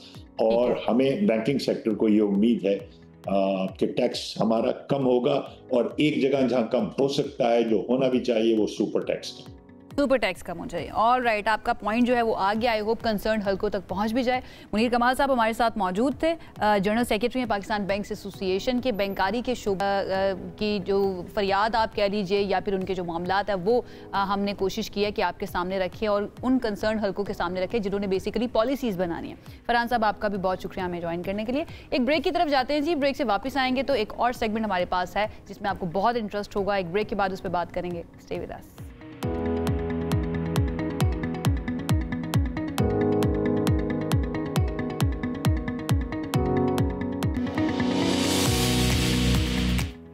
खुशामदीद एक मरतबा फिर से सुबह से आगे में। आज दुनिया भर में माहौल का आलमी दिन मनाया जा रहा है। वो दिन है जब हम अपनी ज़मीन से ताल्लुक़ को, अपनी ज़िम्मेदारी को और इसकी हिफाजत के वादे को ताज़ा करते हैं, उसकी तजदीद करते हैं। अब हर साल इसकी एक डिफरेंट थीम होती है और इस साल की थीम है कि प्लास्टिक को कैसे शिकस्त दें। यानी ये सोचने का वक्त आ चुका है कि हमने अपनी ज़िंदगी के अंदर प्लास्टिक का खात्मा जो है ना वो किस तरह से करना है, क्योंकि क्लाइमेट चेंज, ग्लोबल वार्मिंग की वजह से ये माहौलियाती तब्दीलियाँ जो आ रही हैं उसके अंदर प्लास्टिक एक बहुत बड़ा कल्प्रिट है, जो पहले तो समझा जाता था कि एक सहूलत है, इसको सहूलत की अलामत समझा जाता था, लेकिन अब ये माहौलियाती आलूदगी, जंगली हयात की तबाही की बात कर लें, इंसानी सेहत की बात कर लें, इन तमाम के लिए एक बहुत बड़ा ख़तरा बन चुका है। अब हमारी ज़मीन, हमारे समंदर, हमारी फ़ज़ा, सब में प्लास्टिक जो है ना वो नज़र आता है, भरा हुआ है इस वक्त। अब इस चैलेंज से हमने निपटना किस तरह से है, हम अपने तौर पर इंडिविजुअली क्या कदम उठा सकते हैं जिससे हम बेहतर तरीके से अपने माहौल के लिए कुछ काम कर सकें, इसके लिए हमारे साथ मौजूद है माहिर माहौलियात हैं शबीना फराज साहिबा। उन्होंने हमें ज्वाइन किया, उनको वेलकम करते हैं। Shabina, thank you so much हमें ज्वाइन करने के लिए। आई होप आप ठीक ठाक हैं। सबसे पहले आज के दिन की मुनासबत से ज़रा थोड़ा सा एक्सप्लेन कीजिएगा, हम ये क्यों मनाया जाता है, इसका मकसद जो है। मैंने कोशिश की अपने तौर पर एक्सप्लेन करने की, आप बेहतर एक्सप्लेन कर पाएंगे, ज़रा बताइएगा। जी बहुत शुक्रिया और आपने मुझे मौका दिया। बिल्कुल, आज 5 जून है और दुनिया भर में माहौल का आलमी दिन मनाया जाता है और इसे मनाते हुए कोई 5 दहाइयाँ तो हो गई हमें। तो ये दिन मेरा नहीं ख्याल कि ये दिन सिर्फ इसलिए होता है कि हम आज इसको याद करें कि माहौल का आलमी दिन है और कल हम भूल जाएं, बल्कि ये दिन इसलिए होता है कि हम अपना ज़मीन से, अपने माहौल से और फितरत से जो रिश्ता हमारा कमज़ोर हो गया उसको हम दोबारा से जोड़ लें, उसके करीब चले जाएं। प्लास्टिक का इस्तेमाल पिछले 30 सालों से या 40 सालों से हमारी ज़िंदगी में इतना बढ़ गया है कि अब इसके बगैर हम तसव्वुर नहीं कर सकते। बहुत आसान हमें लगता है, लेकिन ये आसानी का जो हम भुगतान भुगत रहे हैं वो बहुत ख़तरनाक है। सबसे पहली बात तो ये कि ये जो प्लास्टिक है ये तहलील नहीं होता। आप इस कचरे को अगर मिट्टी में दबाना चाहें तो ये सैकड़ों साल पड़ा रहेगा, तहलील नहीं होगा, ठीक है। और ये आपका तमाम माहौल को उलट पुलट कर देता है, ये आपकी नालियाँ बंद कर देता है। अगर अच्छा इससे कैसे छुटकारा पाएं? जब ये ज़मीन में तहलील नहीं होता तो लोग सोचते हैं हम इसको जला देते हैं। जब आप इसको जलाते हैं तो मुज़र सेहत गैसें खारिज होती हैं जो आपके हेल्थ के लिए इशू है। और इसको ख़त्म करने का इतना आसान तरीका है, आप यकीन कीजिए। वही बात है कि सिर्फ आपको अपने फितरत से, अपने असल से जोड़ना है। एक थैला ले लीजिए आप कपड़े का, या तिनकों की टोकरी ले लीजिए। आप यकीन कीजिए आप डेली एक घर में 15 से 20 शॉपर सिर्फ ग्रोसरी के आ जाते हैं, सब्जी के आ जाते हैं, दूध का, दही का। वो 15 जी ऐसे ही ना 15 से 20 शॉपर खत्म हो जाएंगे अगर आप कपड़े का थैला या तिनकों का थैला इस्तेमाल कर लेंगे। और आप देखिए कि वो जो सिर्फ कराची की अगर मैं बात करूं तो तकरीबन 12,000 टन जो है वो हम कचरा पैदा करते हैं। मैं कराची वाले 90% प्लास्टिक है। मसले पर आती हूँ, मैं बिल्कुल आती हूँ, लेकिन ये जो आपने बात की कि बहुत ही आसान है कि आप पॉलीथीन बैग्स जो हैं उनको लेना कम कर दीजिए या उनको अपनी ज़िंदगियों से निकाल दे तो बड़ी हद तक ये मसला हल हो जाएगा। अग्रीड। लेकिन प्लास्टिक सिर्फ पॉलीथीन बैग्स के साथ तो नहीं है, हमारी ज़िंदगी में इस्तेमाल होने वाली बहुत सारी चीज़ें ऐसी हैं जो प्लास्टिक की बॉटल्स के अंदर आती हैं। उनके लिए फिर क्या किया जाए? और बहुत सारी चीज़ें ऐसी हैं जो इंडिविजुअली एक इंसान, मैं अपने तौर पर शायद प्लास्टिक के बैग्स को लेना कम कर दूंगी, लेकिन बाकी चीज़ें जो कि बड़ी बड़ी कंपनी से मुझे जाकर ख़रीदनी है, जो मेरी रोज़मर्रा के इस्तेमाल की हैं, उसके अंदर फिर मेरा किरदार क्या हो सकता है? नहीं, आपका किरदार यही हो सकता है कि आप प्लास्टिक को ना कहिए और कम से कम कीजिए। जब आप नहीं लेंगे, देखिए कंपनी भी इसीलिए बनाती है कि हम खरीदते हैं बहुत आसानी से। लेकिन अगर मैं जाकर कह दूं कि नहीं मुझे प्लास्टिक में नहीं चाहिए, मैं घर से अपना थैला ले जाऊं, तो वो कंपनियां वो पैकेजिंग करना, वो बनाना बंद कर देंगी। अच्छा, फिर इसमें हम ये कहते हैं कि फ़ौरन कोई चीज़ ख़त्म नहीं हो सकती ना, उसकी एक हिकमत अमली होती है, स्ट्रेटेजी होती है। आप कम से कम ये कीजिए जो सिंगल यूज़ प्लास्टिक है, जिसे आप एक दफ़ा इस्तेमाल करके फेंक देते हैं, कम से कम उसका खात्मा कर दीजिए। और ये ऐसे शॉपर जो आप सिंगल यूज प्लास्टिक कर सकते हैं जो है उसका इस्तेमाल हम रोक सकते हैं। ठीक हो गया, इंडिविजुअली मैं ये कर सकती हूँ। अब इसके अंदर जो हमारी स्टेट है, जो हमारी गवर्नमेंट है या हमारी सिविल सोसाइटी है, उनका किरदार जो है वो क्या हो सकता है? लेजिस्लेशन हमें नज़र आती है, रूल्स भी बनाए जाते हैं, सब कुछ है, लेकिन इम्प्लीमेंटेशन हमें उस तरह से नज़र नहीं आती है। क्या करना चाहिए गवर्नमेंट को? देखिए, आपने खुद ही सवाल किया और खुद ही जवाब दे दिया है। कवानीन मौजूद हैं, सिंध में बैन है plastic, single use plastic, Islamabad में बैन है और पंजाब में भी है, लेकिन उसके बावजूद हर गली में, हर दुकान पे आपको नज़र आते हैं। यानी कवानीन मौजूद है, उस पर अमल दरामद नहीं है। इसमें दोनों का किरदार है। हुकूमत का किरदार है कि अगर वो कानून बनाती है तो उसको सख्ती से नाफिज करे, उस पर अमल दरामद कराए, जो भी तरीका है उस पर चले वो, और हम बतौर सारिफ उसको ना करें। आपका इनकार जो है वो इस चीज़ को बहुत हद तक कम कर सकता है। जैसे हम कहते हैं कि आप जो है ना 4 R's याद रखें, कि रिसाइकिल करें, रीयूज़ करें, ठीक है। इस तरह से जो है ना कम से कम वो चीज़ें जो आप फेंक देते हैं एक दफ़ा इस्तेमाल से, वो ज़िंदगी से कम कर दीजिए। वो चीज़ें हमने इस्तेमाल नहीं करनी है जिसके बारे में हमें पता है कि इसकी वजह से प्लास्टिक हमारे घर के अंदर आ रही है और जिसको अवॉइड ईजिली किया जा सकता है।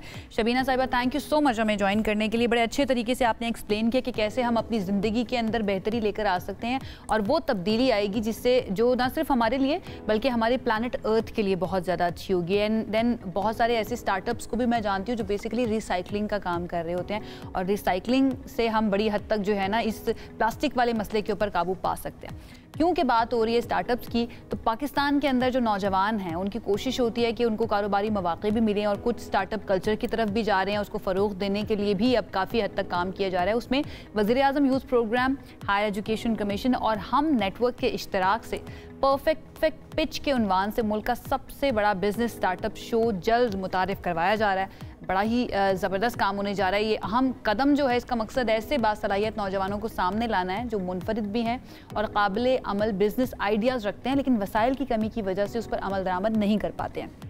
कराची और हैदराबाद समेत मुल्क के मुख्तलिफ शहर जो हैं, यहाँ पर मुनक्किद किए जाने वाले आगाही सेशंस में नौजवानों को ऑनलाइन अप्लाई करने का तरीक़ाकार इंतखाबी अमल और फंडिंग के मौके से आगाह किया जा रहा है। इस हवाले से नेशनल इंक्यूबेशन सेंटर कराची में मुनक़िदा एक रोड शो के अंदर बड़ी तादाद में नौजवानों ने शिरकत की, जहाँ पर HEC के प्रोजेक्ट डायरेक्टर अब्दुल्ला सुमरू साहब और परफेक्ट पिच के प्रोजेक्ट डायरेक्टर सैयद असफर हुसैन ने शुरका को मरहलावार रहनुमाई भी फराहम की, उनको बताया कि कैसे आप अप्लाई भी कर सकते हैं। इस प्रोग्राम का मकसद ये है या इसके ज़रिए कामयाब स्टार्टअप्स को न सिर्फ माली मुआवनत फराहम की जाएगी बल्कि ग्रैंड फिनाले के अंदर वज़ीर आज़म शहबाज शरीफ साहब ख़ुद तशरीफ़ लाएंगे और ख़ुद से इनामात भी तकसीम करेंगे।